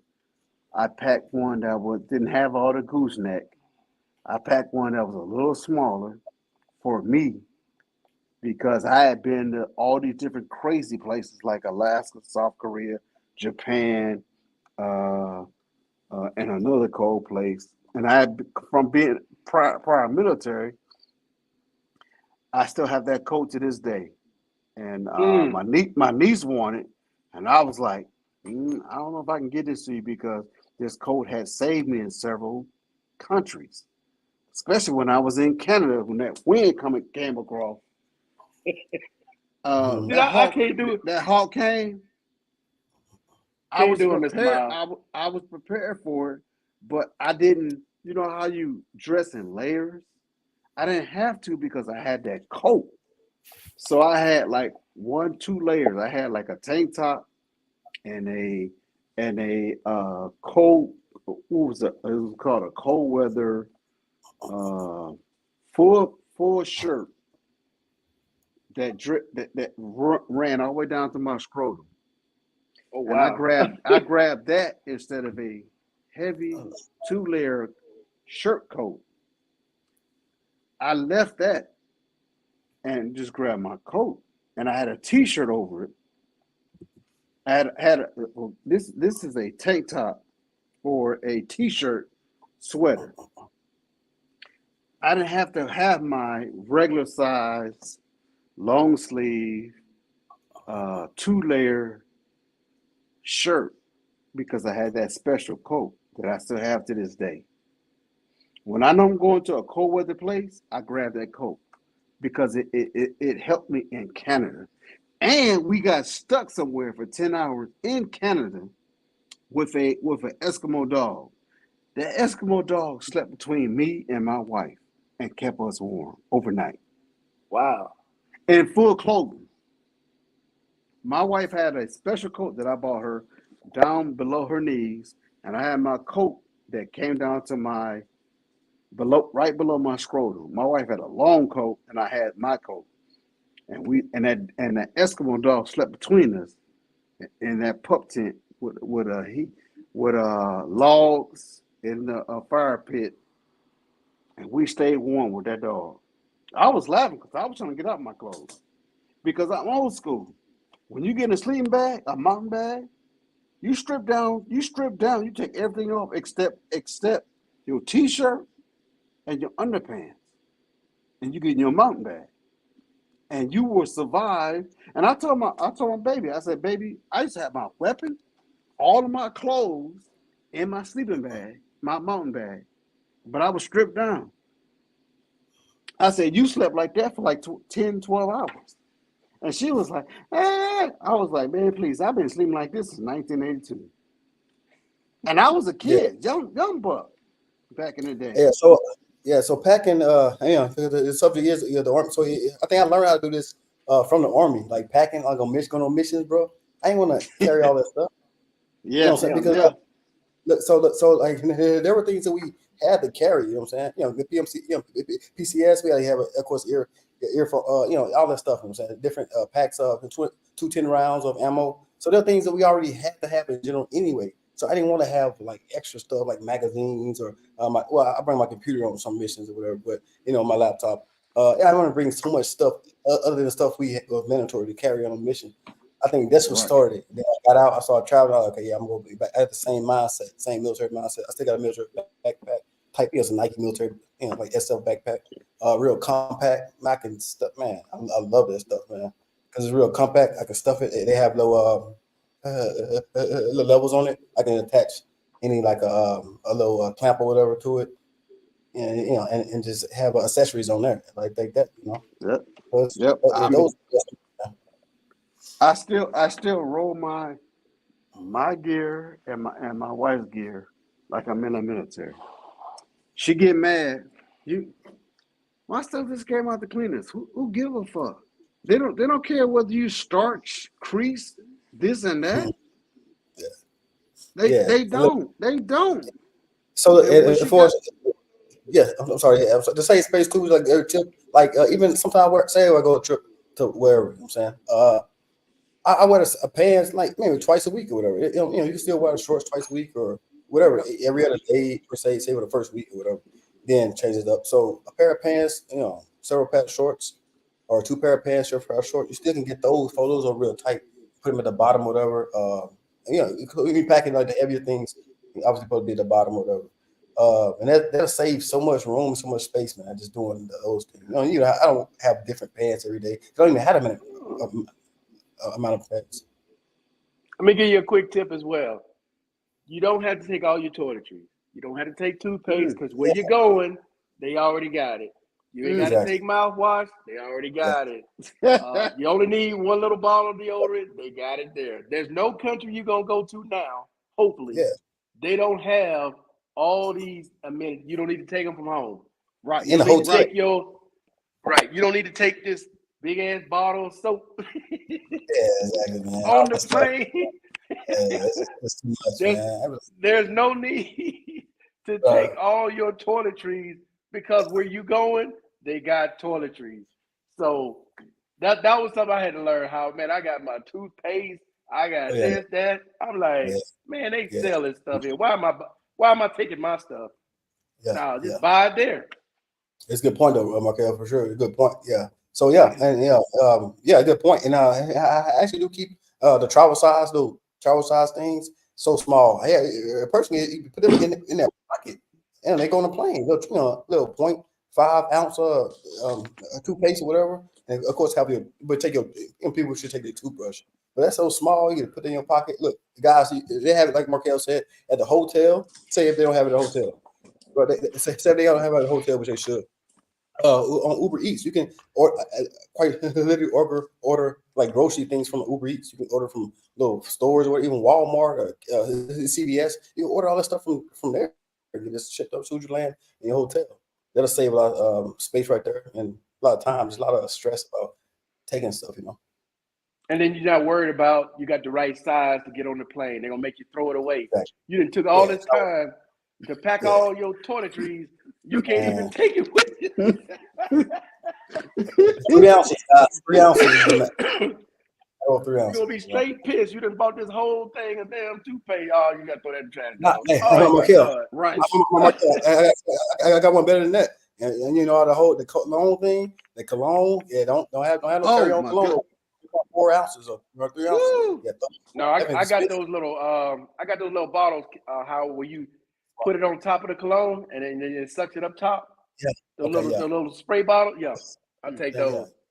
Let's try to find some of those. Amazon. They like $7. Okay. I think it's 3 for like $7. And that's funny if we talking about the cologne, because I got to the point once I lost a bottle of $500 cologne, I stopped traveling with my expensive cologne. Matter of fact, I started using Bath and Body Wash lotion in lieu of cologne. What do you mean by they lost it? Did they lost it or somebody took it? No. I tried to take it in my carry on bag, and it was too big. And they was like, it gotta go. Yeah, And I was like, you know how much that cologne costs? Oh, they knew. Oh, Because as soon oh, as you threw it in the trash, somebody that's too picked big. it up, take it home. Yeah, yeah. man. Hey, hey, I know, right? man. Exactly, man. We got about all that stuff. Hey, Bro. They I put would all that open stuff, that bro. bottle up. I'd have opened that bottle up, and I got to take some of that with I, me, dog. I, I I, can't. I back then, I didn't have the wherewithal, put it in the smaller Yes. bottles. I didn't even have that thought process. But now that I know what I experienced back then, man, please. I mean, and I Yeah. love that my spouse has taught me how to downsize with the little small travel plastic bottles that we go purchase up at the Walmart and Target before we travel, and how Yeah. we be Yeah, man. downsizing stuff. And man, I laugh now on how I cried back then. Hey, Mhm. does Walmart still sell those little travel kits, the little small Yeah, travel for sure. Yeah, toothpaste and all that? yeah. I was just Uh, in there the other day. They uh, sell all yeah. so yeah, all of it. It's like a little Everything. ass It's, container, it's a little everything in travel there. pack, and like Yeah, three empty bro. bottles, three different sizes. Yes, sir. Yeah. Yes, And sir. the toothbrushes too. Like, it's like in half. You just full of toothbrushes. And it's a bigger Yeah, Yes, thing. Like sir. just Yes, open it sir. up. Yeah. everything, little mouthwash, soap, everything's can be travel. I'm telling you, Mm-hmm. and Mm-hmm. so much like that to speed through airport And, security, man. I and breeze they through it. got, yep, because they got the little mini lotion. They got the little mini body. What is it? Yeah, Body wash, body yeah, lotion. They got it. They got it all now to fit everything. to fit no sizes, so you can travel. There's Yeah. no excuse. There's no excuse. So It might not be your brand, but if you want, you can empty that out and put your brand in that bottle. yeah, Yep, right. that's Just be true. smart about it. It's easy, That's man, to all. go to the airport. Yeah. Guys only got Yeah. you got the little socks now. No, say you wear sandals or whatever. You go to get your X-ray. X-ray. You want to put on some Yeah, socks. yeah, Set up little no-show socks and throw away whatever. They even got those for the airport. yeah, No yeah. show socks. Well, I mean, yeah, well, little socks. You just put, like say you Footy, wear say you footy. wear okay, no, say you wear flip flops to the security. You gotta take off all your shoes. You know what I'm saying, but you're wearing Right, flip right. flops, so you don't have on socks. They sell a little throwaway, footies. Okay, okay. Yeah. I got you. I Yeah, got you. yeah. Well, Cause Howard, unfortunately, when I go through the airport, dog, with these, no, I'm last. Yeah, man. Yeah. look. I done been wheelchair all the way up to all of that, and I had all my little gadgetry on, and my wife was like, "Oh, he gonna be a minute," and she would hand them my handicap placard, and they would put me through the little X-ray thing, and they would send me back through the X-ray thing. And they'd be like, "You need to take this off." I said, "No, you need to take this off because I can't take all this off." I would point at my wife. I said, "She put all this on. I don't have to take this off because I'm not going to take it off because she put it all on." Now they're supposed to take you to the side, put you in a chair, and take that little scanner and go all up and down. That's what they're supposed to do. That's never happened, man. Okay, you special. That's never That's happened happened to to me. me in Phoenix several times where they like, okay, don't even worry about taking it off. Go sit in this Wow. chair right here. They take that little wand Yeah. and they do the thing with the wand, and then they'll say, okay, can you take it off? I said, yeah, I can take the knee braces off. I said, but the AFO, you gonna have to take that off. He said, I don't even worry about that one. Right. Give me Yeah. the knee brace. And then they take the knee brace and then they do the inside. Mm. Then they say, okay, you can put it back on. All right, you good to go. Man, Okay, they cool. they Oh no, they I'm sorry. They got right. a swipe. They got a little thing that they swipe. They swipe your the metal on the braces, and then Mm. they take it and they run it through some kind of machine or something to see if it's Mm. I don't know what the hell they're checking for, but Uh, they never did you like that where they go, swipe your brace Markel. and then they I've slide it had in something.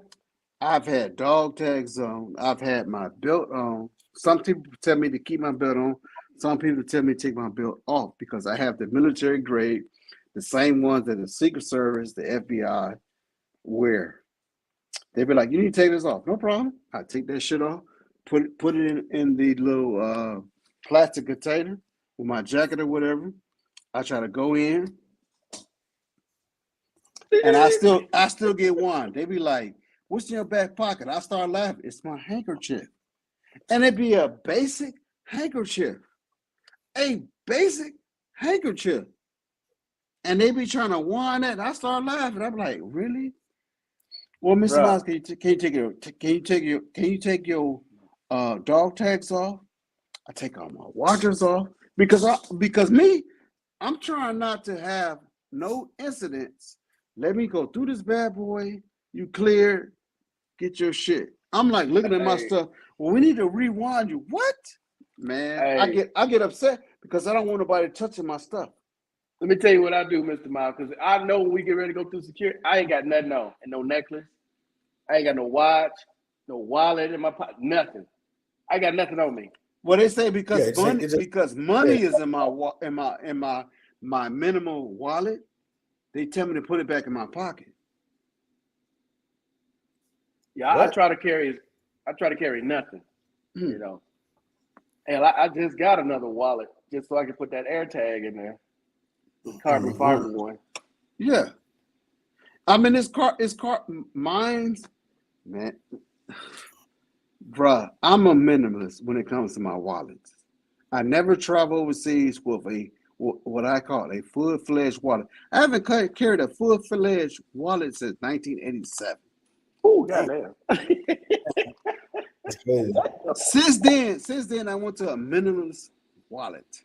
Hey, I did this just so I can get this air tag in here, and I got 2 new credit cards. That's smart. You got a air tag in your wallet. Oh. Yeah, Damn. in the wallet, right there, air tag. And see, that's new to me. Yeah, first time I seen the wallet. Yeah. With an air Same tag? here. Well, in a wallet, just in a Right. wallet. Yeah, and Yeah. it's not like it ain't easy to carry out because it damn sure ain't easy to put in. Oh, It ain't gonna just fall out.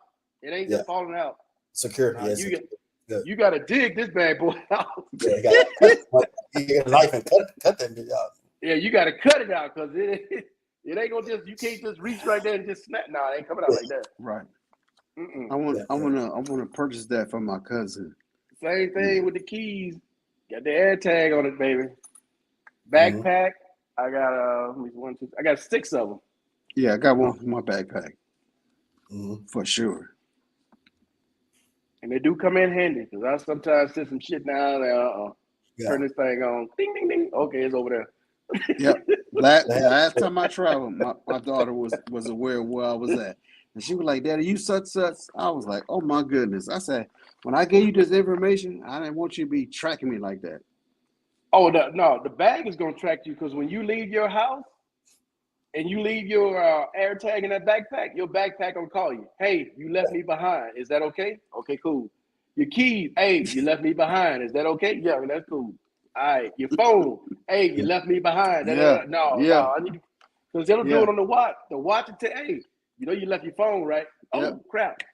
Let me go back and get my phone. I had my watch and my phone on me, but my laptop was going through the conveyor, and they kept making me go back through and get scanned. Damn, titanium. And I kept getting it. I got a titanium screws in my neck. So oh yeah, you forever gotta wait a while. Right up at airport. Yeah, that's different. That's different, Diesel.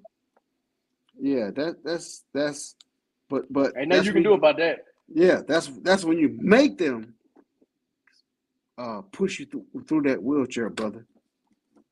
Yeah, when you still got the screws in you. my brother's like that.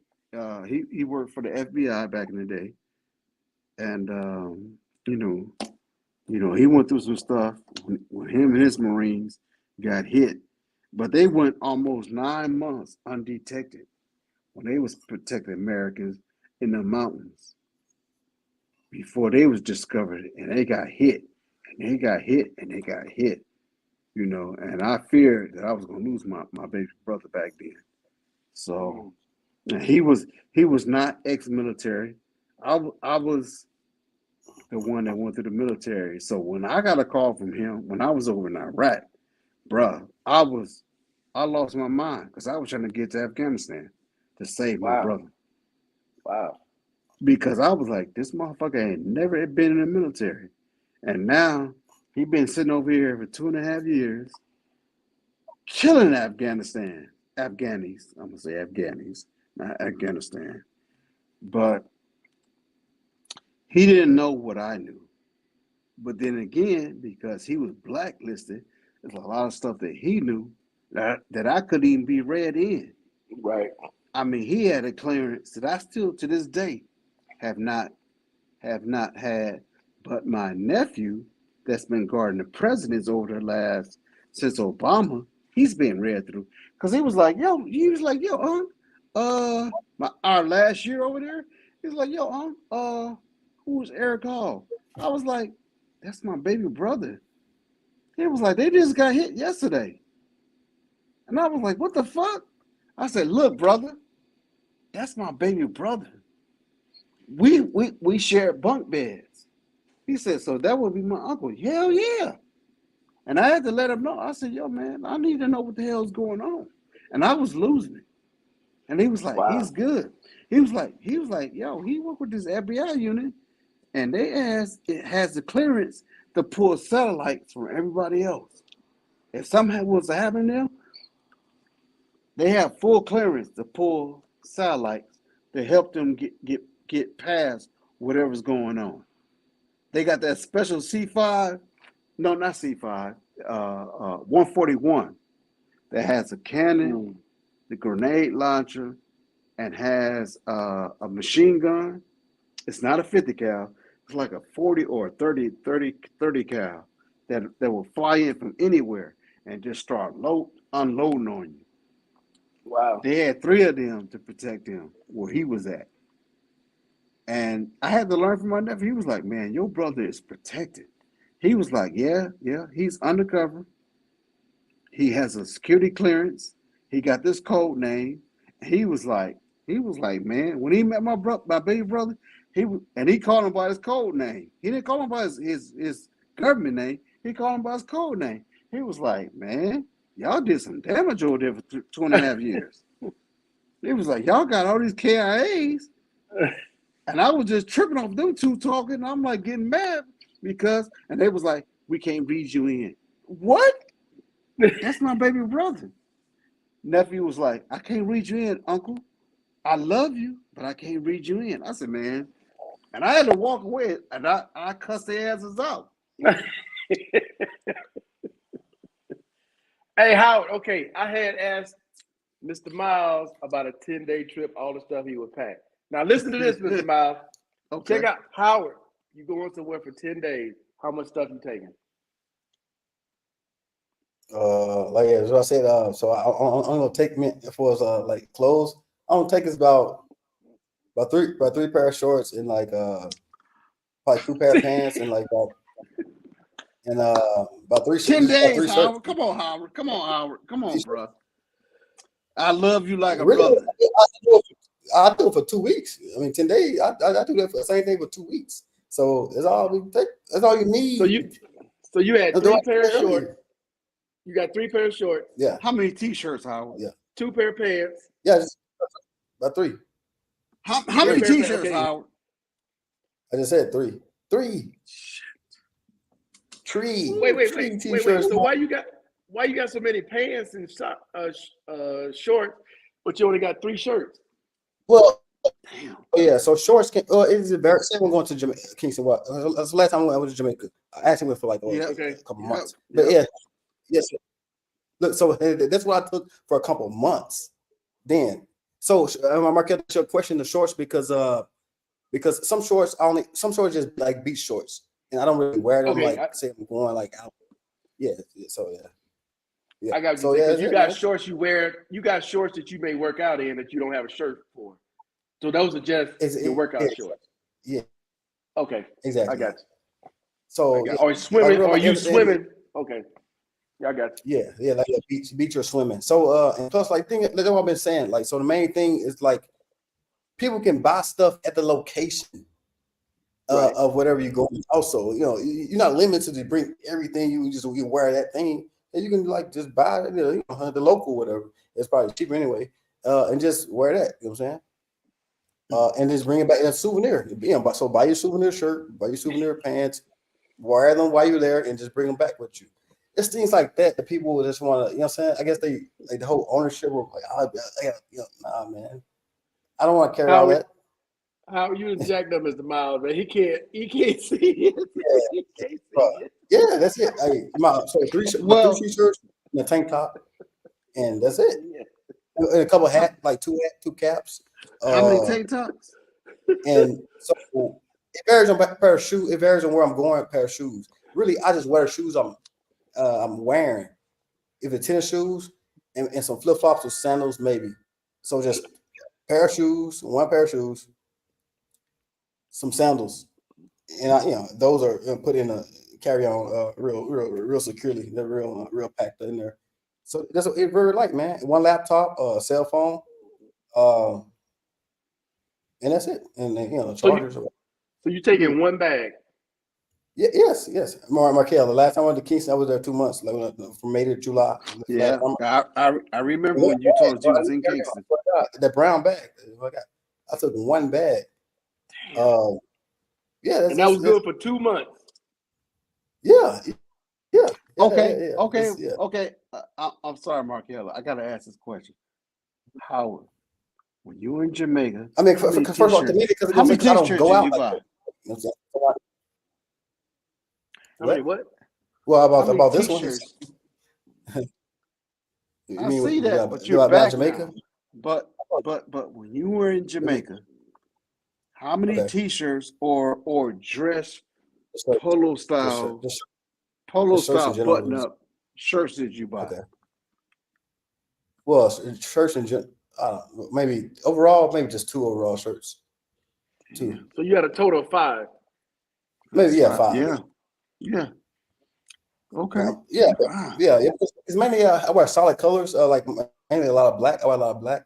The person wear a lot of black, you can get away with that. Definitely got some black jeans too, and you just get away with it. And secondly, I don't go out like that. That's another reason. Right. Okay. I don't. Yeah. I play in like Jamaica. I was in the mountains anyway, so they don't care. No. How you if Still was on, Still would tell on you, but I'm not gonna bring it up. However, okay, Howard, did they have hot water up there? No. Did they have hot water in the mountain? Oh yeah, yeah, for sure. Okay. Hot water, yeah, okay. Hot water, for sure. I'm like, all right, I can handle that. Yeah, they got hot water internet. I can handle it. I mean, yeah. You guys saw me in the mountains. So I was on live stream, and I was way up there in the mountains. You live stream. Yeah, bro, had all the beer I can drink or whatever. They had a little bar right there, looking over city of Kingston. You can see the nice lights at nighttime, and daytime you see the whole Kingston. The stadium, you see the national stadium, Kingston National Stadium. Just the whole city. Had a bar, everything to drink. I mean, it's great. It's a great area too, Jack's Hill. I mean, Bob Marley house was down like 2 rows down the street. There's a very prominent area also. It's called Jack's Hill in Kingston. Yeah, man. Yeah, Bob Marley's old house was turned to now a hotel. Yeah, it's a good area. Hot water, AC, fan, king size bed. I order food. It had like a runner or whatever from the hotel. She'll go get the woman, or Jamaican woman. She'll go to the city and get whatever Jamaican patties, chicken patties, beef patties, whatever I want. Fruit, goat, curry goat, anything. So everything is like it's all it was real kosher and real copacetic. Yeah, I got curry goat, I'm good. Yeah, because I was raised on goat in the state of California because how sensitive my skin was back in the day. Yeah, so goat. Miles, go in Jamaica, you gotta get that in Jamaica, man. As I got older, I started learning about jerk goat, but before that, I had I had Southern style goats prepared for me from people that were from Louisiana, my kinfolk. So y'all got to look at food was up there too, man. So like, it's real. And I meet people, bro. It be international people. Europeans come up there, they love it. Let's leave it a good hotel. The owner's like one of my friends. You know what I'm saying? It's my friend. Yeah, I'm a real friend. I've been that. That's why y'all saw me up in the mountains. I've been there about 7 times, man. Like real, I swear to God. Yeah, I've been there 7 times. The whole neighborhood, they know who I am. I was there last. Look, of course, I was there this summer. Y'all saw me for 2 months, and I was there for last Christmas, the first of the year. I brought New Year's in, like hanging out, partying down the street, or whatever. Yeah, it's a real like Jamaican culture. I love it, man. Yeah, they're real good people, man. Seriously. Well, yeah, because my family, I'm gonna say this. I'm not trying to toot my horn or whatever, but people laugh because on my side of the family, on both sides, I will get prepared. What is it called? Muskrats, armadillo, What? gator, and they be like, Bro, wait. Muskrat. Wait, say what? yeah, yeah, But you eat You muskrats? eat that? You eating that? yeah. Ooh. Man, I mean, it's my family's way it's of explaining like a to culture me thing. how they survive growing up on the Miles and Thomas side. So Miles, like where? So is it California or down in Georgia? Like where at? I experienced this when I was in. Hell, what the hell, nah? Eating Muskrat. That's a muskrat, though. That's meat, brother. So this meat, a little fat thing. God, that's meat. I see. I don't know That's about that, meat. though. Yeah, I ain't that. Miles, I'll stay with the curry goat. I'll stay with the goat, brother. Yeah, man. No rat. Bruh, I had classmates in California would get mad at me because they was like, "You're not drinking goat milk. You're not eating no true goat." I said, "What?" I would eat my goat meal that my family package up for me to take to my elementary school, my junior high, and high school, and then in the 10th grade, for the first time, I had red meat burgers. 10th grade. Before that, I didn't experience burgers. Oh, you seen the burgers? Because I was eating goat. Yeah, I was eating goat, and I was eating muskrat possum before that. Man, yes. From the state of California, but my people was from Louisiana and Texas. Yeah. Oh, okay. Yeah. So yeah, that's true. Yeah, possum. Yeah, well, yeah, it's true. It's crazy. Bro, they made a soup that put a regular soup to shame. Man, like possum soup. Yes. Bro, you shaking your head, but I was like, dude, a spaghetti soup or a spaghetti noodle soup, man. Give me that possum soup. Give me that possum soup. You can have that. What kind of soup it was? Possum soup. Possum soup. Yes, sir. Yes, sir. Man, it looked like a large rat with a bunch of babies. A rat with babies. That's a possum or a rat or muskrat? That's a possum. It's a possum with babies on top. All rats, right? So possum pretty much the rat family, part of the rat family. Well, it's they are. How should I say? They are grassy meteor. Grass. Okay. Rats. Because they ate a lot more grass. Let's see. What part of Arizona? Well, I always go to Phoenix. I don't know who else you refer to, but if I'm going to Arizona, I'm going to Phoenix. Pretty much tell you what's on every corner. Every Circle K, Bank of America, because Bank of America is like the damn McDonald's of banks. It's on every corner. It's Arizona. It's talking about hot, man. It sounds hot though. Markel Phoenix, man. Perfect. That's what I'm talking about. I ain't putting on no goddamn pants, dog. It's gonna have to take some kind of miracle for me to put some pants on. Damn. Yeah, man. Don't need them. Yeah, Howard, 2 months. I can see that. Wash clothes by every 4 days. Yeah, bro, and it did up in the mountains, bro. I mean, well, I got a choice. I have my own washer too. I mean, I just wash myself real quick and dry them. So you wash by hand? Oh no! I got machine. No, I got machine. Okay. No. He got them leaves. He got them big ass. He got them big ass palm leaves that protect him. Nah, you know what I'm saying? That we've been talking about. So like he got machine Markel, wash them real quick, and then I do dry them on like a line. Do them line because sun come up. Barry. That Tommy talking about cooking something. Tommy talking about cook. Cook what? What are you talking about cooking, Tommy? So yeah, man, that's a good time though, Markel. It was good up there, man. It was nice, man.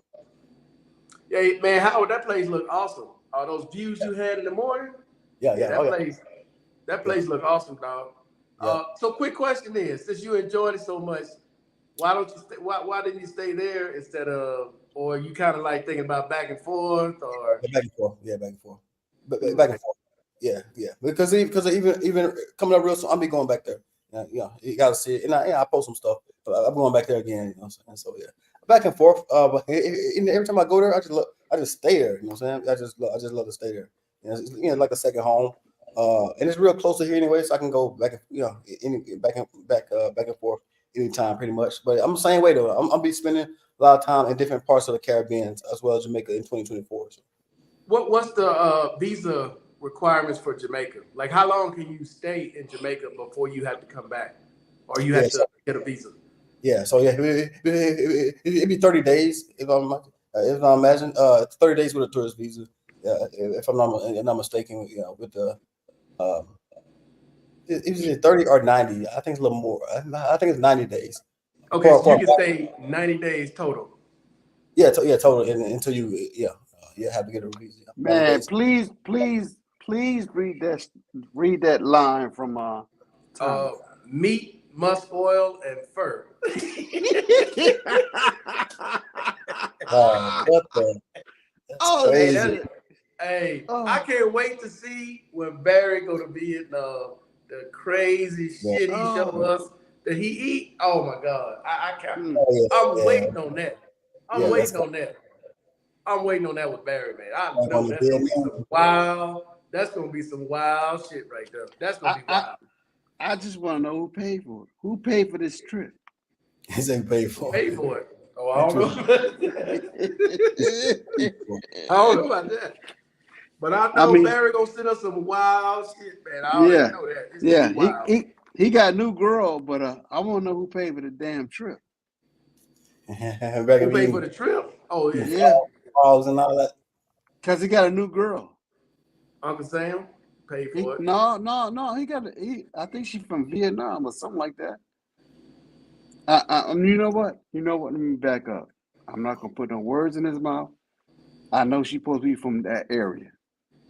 Vietnam, Cambodia, something like that. Not Thailand, but from a different nation. So I'm not gonna put no words in his mouth. I'm just gonna salute my brother, and ain't nothing wrong with that, man. And I'm glad that he's happy. That's the bottom line. I'm just glad, and I'm gonna speak for Markel and Brother Howard. I'm glad you brothers are happy over there. Oh yeah, and I know Howard happy because Howard is still over there. Shit. Yeah. It's cool. Let's say cool community. I like it, and it's beach community. I'm on the beach, and then like I say, like Jamaica, I can just go to the mountains in Jamaica around Kingston, man, and just be up there. Wow, man, what's that? Those rats, man. Oh Lord. No, I'm not trying to see like what that is. That's what Barry going to fuck with right there. That's Vietnam street food. I don't know what it is. Man, man. But it looked like it had a horrible death, whatever it was. I'm like, yeah, take his pills. Barry got to take his what those pills called? Barry got to take his pills before you go with that, man. Eating that stuff. Those what those pills called? No, man. You know Barry got an iron stomach. That shit don't mean nothing. Yeah. Man, all that food, all that crazy food that Barry has introduced us to, man. Yeah, he got a steel Bruh, stomach. The I season, have no idea what that is. all them seasons and shit, foreign seasons. All So, that's Vietnam, baby. damn. It goes real cheap. I heard like Vietnam's a bunch of travelers say Vietnam is the cheapest place they ever been. Vietnam. I've never been there, but I've been to Thailand stuff. I've been around it, but they say Vietnam is very, very cheap. Cheapest place they've been in the whole world. Vietnam? Wow. Bro, that's just a long goddamn way. Hell, I hate flying 2 hours. Fuck around talking about fucking 18, 20 hours, man. But they don't tell guys too. Even with that, man, people can break it up, man. You know, just fly somewhere for 2 days, 2 or 3 days, and then just take the additional leg, and it could be cheaper that way as well. Oh, they raised the overstay fee in the DR. Oh shit! To what? Oh man. Oh, inflation. How much is it for? I gotta look it up. Yeah, I gotta check that out. You know what? DR is unique that way, bro. The DR is very unique. I don't know no other country that will allow you to stay as long as you want. You just pay your way out. You change your mind, you turn around, walk your ass right on back in. Ain't nobody gonna say a word. It's quick too, Mark. You just make a peso. So they take card and then take card, American dollars or pesos when you overstay. They take all that. They don't even question it, bro. It's not even looked at as illegal. It's like part of the culture. It's like, okay, how long you want to stay? 2 years? Okay, we got a fee for that. 10 years? We got a fee for that. That's.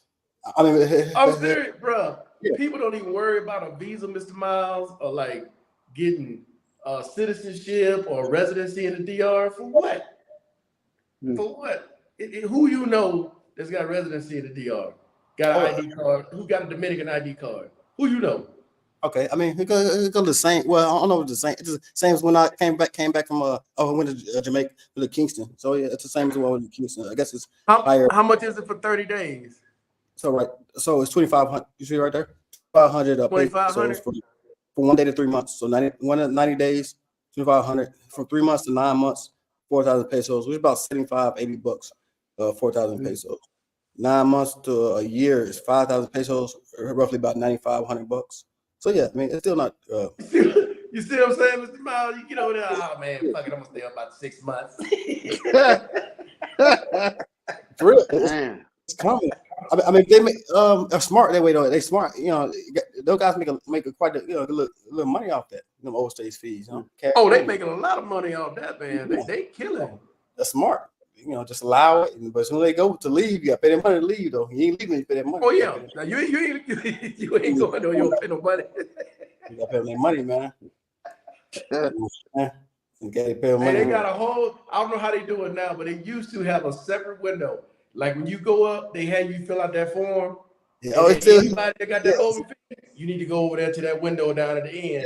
It's still here, Markel. She told me last time. She told me you got to go over there. And I showed my passport. And like, she looked at the computer. Like 4,000 pesos. I did 3 months. 4,000 pesos. Or I had US though. She's like, I had like US. Like, yeah, it's like about 75 bucks. I paid. You gave me a little stamp. Put it in the computer. Okay, you good? You know what? So that's real, Mr. Miles. You got to go to this window, pay. They give you a little ticket. You take it with you to this other window. It's quick though. Visa. Your ass on up out of here. Hey, Morgan, it's fast though. You know, it's about 5 minutes. Oh, they moving along. But that is unique. I don't know no other country that overstay is not frowned upon. Okay, what is Tommy talking about? They don't care. I paid for my damn trip. Okay. He said up front, no coach. First class. Tommy, how long is that flight? Tommy? Let's see, LJ 30 to 90 days went from 25 to 35. So it went up. So 35. 1,000 pesos. Yeah. Man, ain't nobody paying that no attention down there. Yeah. All they know is how much I owe. Right. How much I owe? Let me go home. I used to try though, Mr. Miles. That's an experience. DR is an experience in itself, man. I do miss some aspects of the DR, man. I ain't gonna lie to you. It's some things about the DR that was pretty cool. Getting to know some people down there. I still hear from them occasionally. Oh yeah, your friend, yeah, the friends, yeah. Yeah, I still hear from them. When the boathouse, Markel, and then one of the boathouse, she's like, yeah. I show you a picture. She's like, oh yeah. He starts smiling. She's like, yeah, he's my husband, and she's like, yeah, he's also every girl ever work here husband. Like, really? She's like, wow. And then I text you like, hey Markel, you go here. He said, like, God, man. She's like, big smile. She's like, yeah, that's my husband. And he said, and he's also every girl here's husband. I swear to God, man. And bro, and Miles, and since then, bro, like my drinks I ordered, I had a girl with me from States. Man, our drinks was strong, mate. Hooked us up the whole time. Bro, I was surprised you got away with taking sand to the beach. Oh no, I mean, I stay here, so it ain't. Oh, Mr. Miles, no.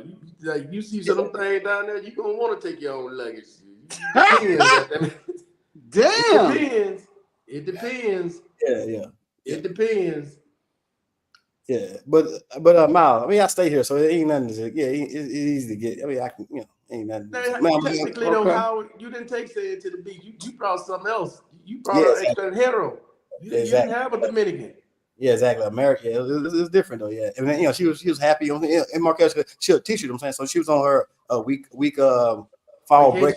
Yeah, fall break. Yeah, so she came down the whole week, a whole boathouse, good food, free breakfast. Man, that shit was so good. Oh, did I tell you the prices, Howard, that they gave me for a month? Now, bro, 1,800, 1,800, 2,000. That's crazy. Bruh, that is a huge difference from when I was there years ago. It used to be $650 for a whole month, including breakfast. The inflation, including breakfast. It went from $650 to a minimum $1,500, and if you want a kitchenette, $1,800 to $2,000. I said, God damn, I might as well go stay at the Marriott. Yeah, right. So yeah, or Pantini somewhere. Shit, at a high rise about that. You get a high rise for that. You know something like at the boathouse. No, I say no, dog. I see that 1 or 2 nights, but yeah, like a Friday to Sunday, or a couple of days, about 4 days. Okay. Friday, a good weekend. Okay, Barry. That shit too expensive. He's from that part that's close to a lot of seafood. Barry, how long is that flight? That's what I want to know. Barry, down south or up north? Because there's two major cities. Got one, Ho Chi Minh. Got Ho Chi Minh, and the other one. I know Ho Chi Minh is one of them. Ho Chi Minh. And the other LJ said he goes straight to that damn tax when he already know what he goes. He don't even wait for him to tell him. He knows. Oh no, I gotta go down this window down here. He's gonna save time. LJ, he's gonna save a little time. Go straight there for your little. Exactly. Hey man, I used to come in the DR, in and out the DR so much, dude. I used to try to get to know the people at the airport, the speed, that shit straight on through. That's why I used to love knowing them, those police officers. Bruh, the police officers, Mr. Miles, you get your bag, the police officer know you, he'll just grab you and take you right on out. Damn. You gonna go right on out the door. Wow. Yeah, that fee, man. And it's wild, man. Howard, are you used to when you get out from the airport, you get ready to walk outside, people standing there clapping? Man, bro. So many people out there too, Markel, bro. Hey, this is like a warning for everybody. Guys who ain't never came to DR, man, that's a warning to y'all. Soon as y'all clear customs and all that, soon you go out them some gates slide open, man, you see like 1,000 people. It's almost like welcome to the Dominican Republic. Yeah, it's almost like a fashion runway. Like the door open. Definitely, if it's only you walking out. Door open. It's like a fashion runway, like walking down a runway type shit. Like, oh shit, it is wild, Mr. Miles. You ain't never experienced that. There's 2 things that's gonna shock you when you're on a plane full of Dominicans. When you take off, they praying. When you get ready to land, when that plane come down and land, they clapping was like, oh shit. Adios. It's crazy, man. And you get used to it after a while. You can almost sense it and count it down before they get ready to clap. Because as soon as that plane hit that last, it's crazy, man. Like saying touchdown, for real, man. But it's true though. Hey, but I'm telling you though, Mr. Miles, when you walk out that door, and it's all those people on like how it described. It's like you a model, a runway model. You the only one with your luggage walking through all those people. They clapping. Real talk though. Like, so many people faces just staring at you too. Everybody just staring at you. You know what I'm saying? So you got to come fresh. You got you know what I'm saying? You got to because they staring. It is wild, man. That's first time. Blew me away the first time. Markel, so like I flown to pretty much about 3 or 4 airports: Punta Cana, Santo Domingo. I flew out like 4 airports, Santiago, and all of them are the same way. Well, except Punta Cana a little different. Punta Cana is different. It's different because more tourists. It's like a different. We have to go outside to take that flight. You got to walk outside to get on the bus. Get the bus. Yeah, right. Yeah, it's different. All the other ones though, bro. Definitely capital, Santo Domingo. Yeah, it's gonna happen. It got a big old space. When the doors open in Santo Domingo, when you come out, it's big. It got a little mall. It got a little thing. Like ain't a place to eat and all that. You just hang out. You just hang out in there. It's like a little mall or something. Yeah, Punta Cana is different because you got a ton more gringos leaving Punta Cana.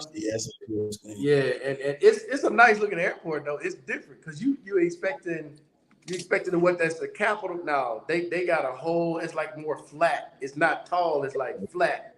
It's different. Yeah, it's different. Yeah. Like more tropical. Though. It seemed like a tropical. Like I'm saying, it got like little trees and that. Like a different little thing. Yeah, he right. They do the same thing in Puerto Rico. When I flew into what is it, San Juan? Is it San Juan? Yeah, San Juan. Yeah, the capital head, San Juan. Yeah. Man, it's a trip. Hey, but I got used to it now because they do it here. I got used to it. I like expect it. Got to do it. Yeah. If they don't do it, something wrong. If they ain't clapping or praying, when you take off, something wrong. They clapping and praying. Yeah, that's crazy. They clapping. If they ain't clapping or praying when you get on that plane, Mr. Miles, something ain't right. There might be a stick up. Something ain't right. Hey, that's true though. Yeah, Marquette. I'll be seeing that. I'll be seeing that sometimes. They be doing that, like when they take off. The woman were doing that whole prayer thing or whatever. We took off. They do that, or they hold the beads. Some of them be counting them beads in their hands. They be nervous as hell. I be like, it's like, different, man. Yeah, man, just take off and land, man. I'm trying to get off the plane. Different. Man, hell no. 16 hours? Oh, no. Then you got 4 flights. You got 4 legs. So is that 4? No, 4. Oh, you got a 12-hour and 4-hour flight. Okay, that's cool. He's giving you the option for that 16-hour flight. 12 by 4. You got a 12-hour flight, the layover, then a 4-hour flight. I'm thinking that's what you're talking about. Yeah, that's cool. That ain't that bad. That's quick. Shit, ain't that bad. Bro. How? That's Hawaii 16 hours. Do you know how many times I can fly to Miami from here? Yeah. It's going across the world. You're going to Vietnam from Man, that's what I'm saying. That's too goddamn far. Hell, this is a motherfucker flying from here to Miami. That's 3 hours. So the thing about Barry. So no. So I mean, but it depends on how long his layover is. You can just say it's 12 hours, because his 4 hours could be the next day. So Barry, how long is your layover? I'm saying it depends on pretty much how long is his layover. The layover could be a whole Barry day, said or about 18. He's sitting up front, so he got a first class seat. I'm saying first class. It's cool. What because like Hawaii? Because bro, Markel, going to Hawaii to New York was 11, 12 hours. From Hawaii to New York, I had that a couple of times. You know what I'm saying? So Barry, how long was your layover? After a 12-hour flight, boom, layover, like in Hong Kong or something like that. I imagine. Mr. Miles, could you do that? Do what? This 69? flight right here, Oh 12 shit, hurt hours though. straight. Oh shit, hurt though. Well, Shit, you you hurt gotta, like a mud. well, Hurt. both times that I took my family, it was 16, 17 hours to Germany. Ooh, Lord. And my kids came from Savannah. Rosaries, yeah. They sit there and they count them little beads. Yeah, I'm saying so. Like to Iraq, I thought it was long to Iraq. Who flew from Atlanta? Well, to Kuwait. It was about 14 hours from That's Atlanta a little different, Howard. You're a little younger. You know, you're forced to go. That's different, dog. That's I'm different. talking about now in retirement life. Bro, I had to break that shit up. I got to spend a week in Hawaii. That's about half the leg. I'm going to spend about 2 or 3 days in Japan. That's another section of the leg right there. Okay, let's make it on now. Yeah, it's true. It is long though. But Barry is very good. Though. Barry already away of Seattle, so he pretty much already up there. I'm thinking he's flying from Seattle. He flying from Seattle. He going west. Yeah, that ain't too bad. I'm saying because he already in Seattle already. He already way up there. And 12 hours from Seattle to I know Japan is about 9 hours from Seattle, so I don't think he finds Japan. He's definitely probably just hitting like what Thailand, something like your stop is like Bangkok or something like that. Hold up. When I went out to the Philippines, I went from LA to Japan. What is it? The LCN or J? What the hell is it called? LCN airport? What the airport? IC? Is it ICN? LCN? LAX. Come on, LAX. LA? No. I'm not talking about LA. I'm talking about Japan side. What's the it's the ICN, LCN. Tokyo. You got 2 of them in Tokyo. You got this 2 of them. It's I don't know which. I don't know. I can't remember the name of it, but man, that shit was so long. I said, no, dog, we ain't doing this no more. Even though I had a bed, I'm like, hell no. Oh yeah, it's long. You said LA straight? LA to Tokyo? Yeah. How like long was that though? I mean, that was like I want to say 11 or 12 hours. Yeah, 12. Damn. Yeah, that shit long, man. And that's what I told you. Remember, I told you I spent $7,500 for that bed, for those beds, man. Because ain't no way in hell I was gonna sit in no damn seat. Some people back there looking miserable, than motherfucker. Some of them got up, started walking around, bro. Cause that's a long time. Man, you up in the air a long time. 12 hours? It's a long time, yeah, man. Yeah, 12 hours. Right. It took that Hawaii to Newark. Hawaii to Newark. It's about that shit, man. It's crazy. Yeah, it was depressing. It was so long. Maybe we got up, went to sleep, they serving lunch. Like, man, come on, still flying. They send a map, man. It don't work. You see a little map, timeline. You look at line. Like, man, come on, bro. When I used to fly Delta from Phoenix to the DR, that damn 4.5 hours from Phoenix to Atlanta was a motherfucker. Oh shit, hell yeah, for your thing. I used to take the red eye though. Whenever it was available, I take that red eye. You fly that night, everybody sleep. Yeah, then wake up. You wake up, you there. Okay, cool. Those also fly, Mr. Miles. Get that red eye. Tip to those also cheaper flights too for typical people want to like pay like a cheaper price. Those normally a little cheaper for overnight.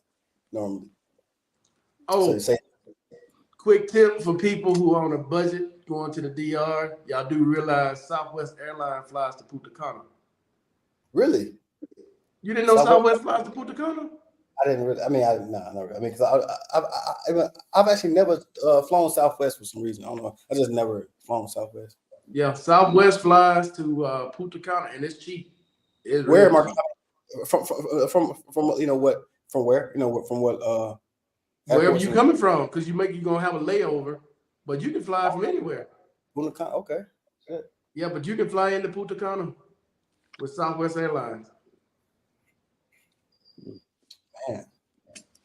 And with the DR, the trick with the DR, especially you're gonna be there for a while, you never buy round trip tickets. You buy one way. Yeah. What I used to do, Howard, is buy one way. And then the day of the flight, I would buy another ticket. And then when I get there, I would cancel that ticket. The money go back on my card the next day. Okay, yeah. and then just leave when I get ready. Because you buy that ticket, it's good for 24 hours. You cancel any time within 24 hours. Because you know at the airport, they're going to ask you for your return ticket. Yeah. And that's the only reason I did that. Yeah.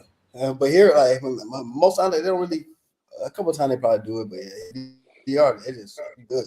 Your passport, turn a couple of pages, stamp. They don't ask no more at the airport for return tickets. Oh, but probably leaving at the airport from the States they do, but not in. Okay. Yeah, but not in the DR. No. If you made it that far to the DR, they figured you got a ticket to get back. Yeah, you good. But yeah, I've never, like at the airports, I've never tried to risk it and just show up with one ticket and think, okay, well, where your other ticket? Now I gotta buy. My markup, but like there's like a trick for that. Something you can do, a website that you do to get. Oh, rental ticket. What is it called? Rental ticket. Nah, so it's called dummyticket.com. Yeah, it's called dummy. Like 24 hours or 48 hours. Yeah, for the cheap price, about $10. Get it real quick, and then you can put that as your return. It works too. Extra ticket, and then you use that. It works like cake. You hear that, Mr. Miles?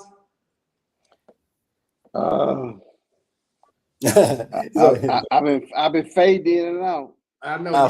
Hey, I'm getting ready to get off, man, because that Colorado Washington State game get ready to come on. Oh, yeah, we got playing late. That's crazy, huh? You got playing against Colorado playing. Who they playing against? Washington State. Oh, okay, Washington State. The last game they got is Utah, and they ain't winning these last two. Washington State is killing. Yeah. I'm gonna just see if they hang in there, you know. Yeah, me too. Yeah.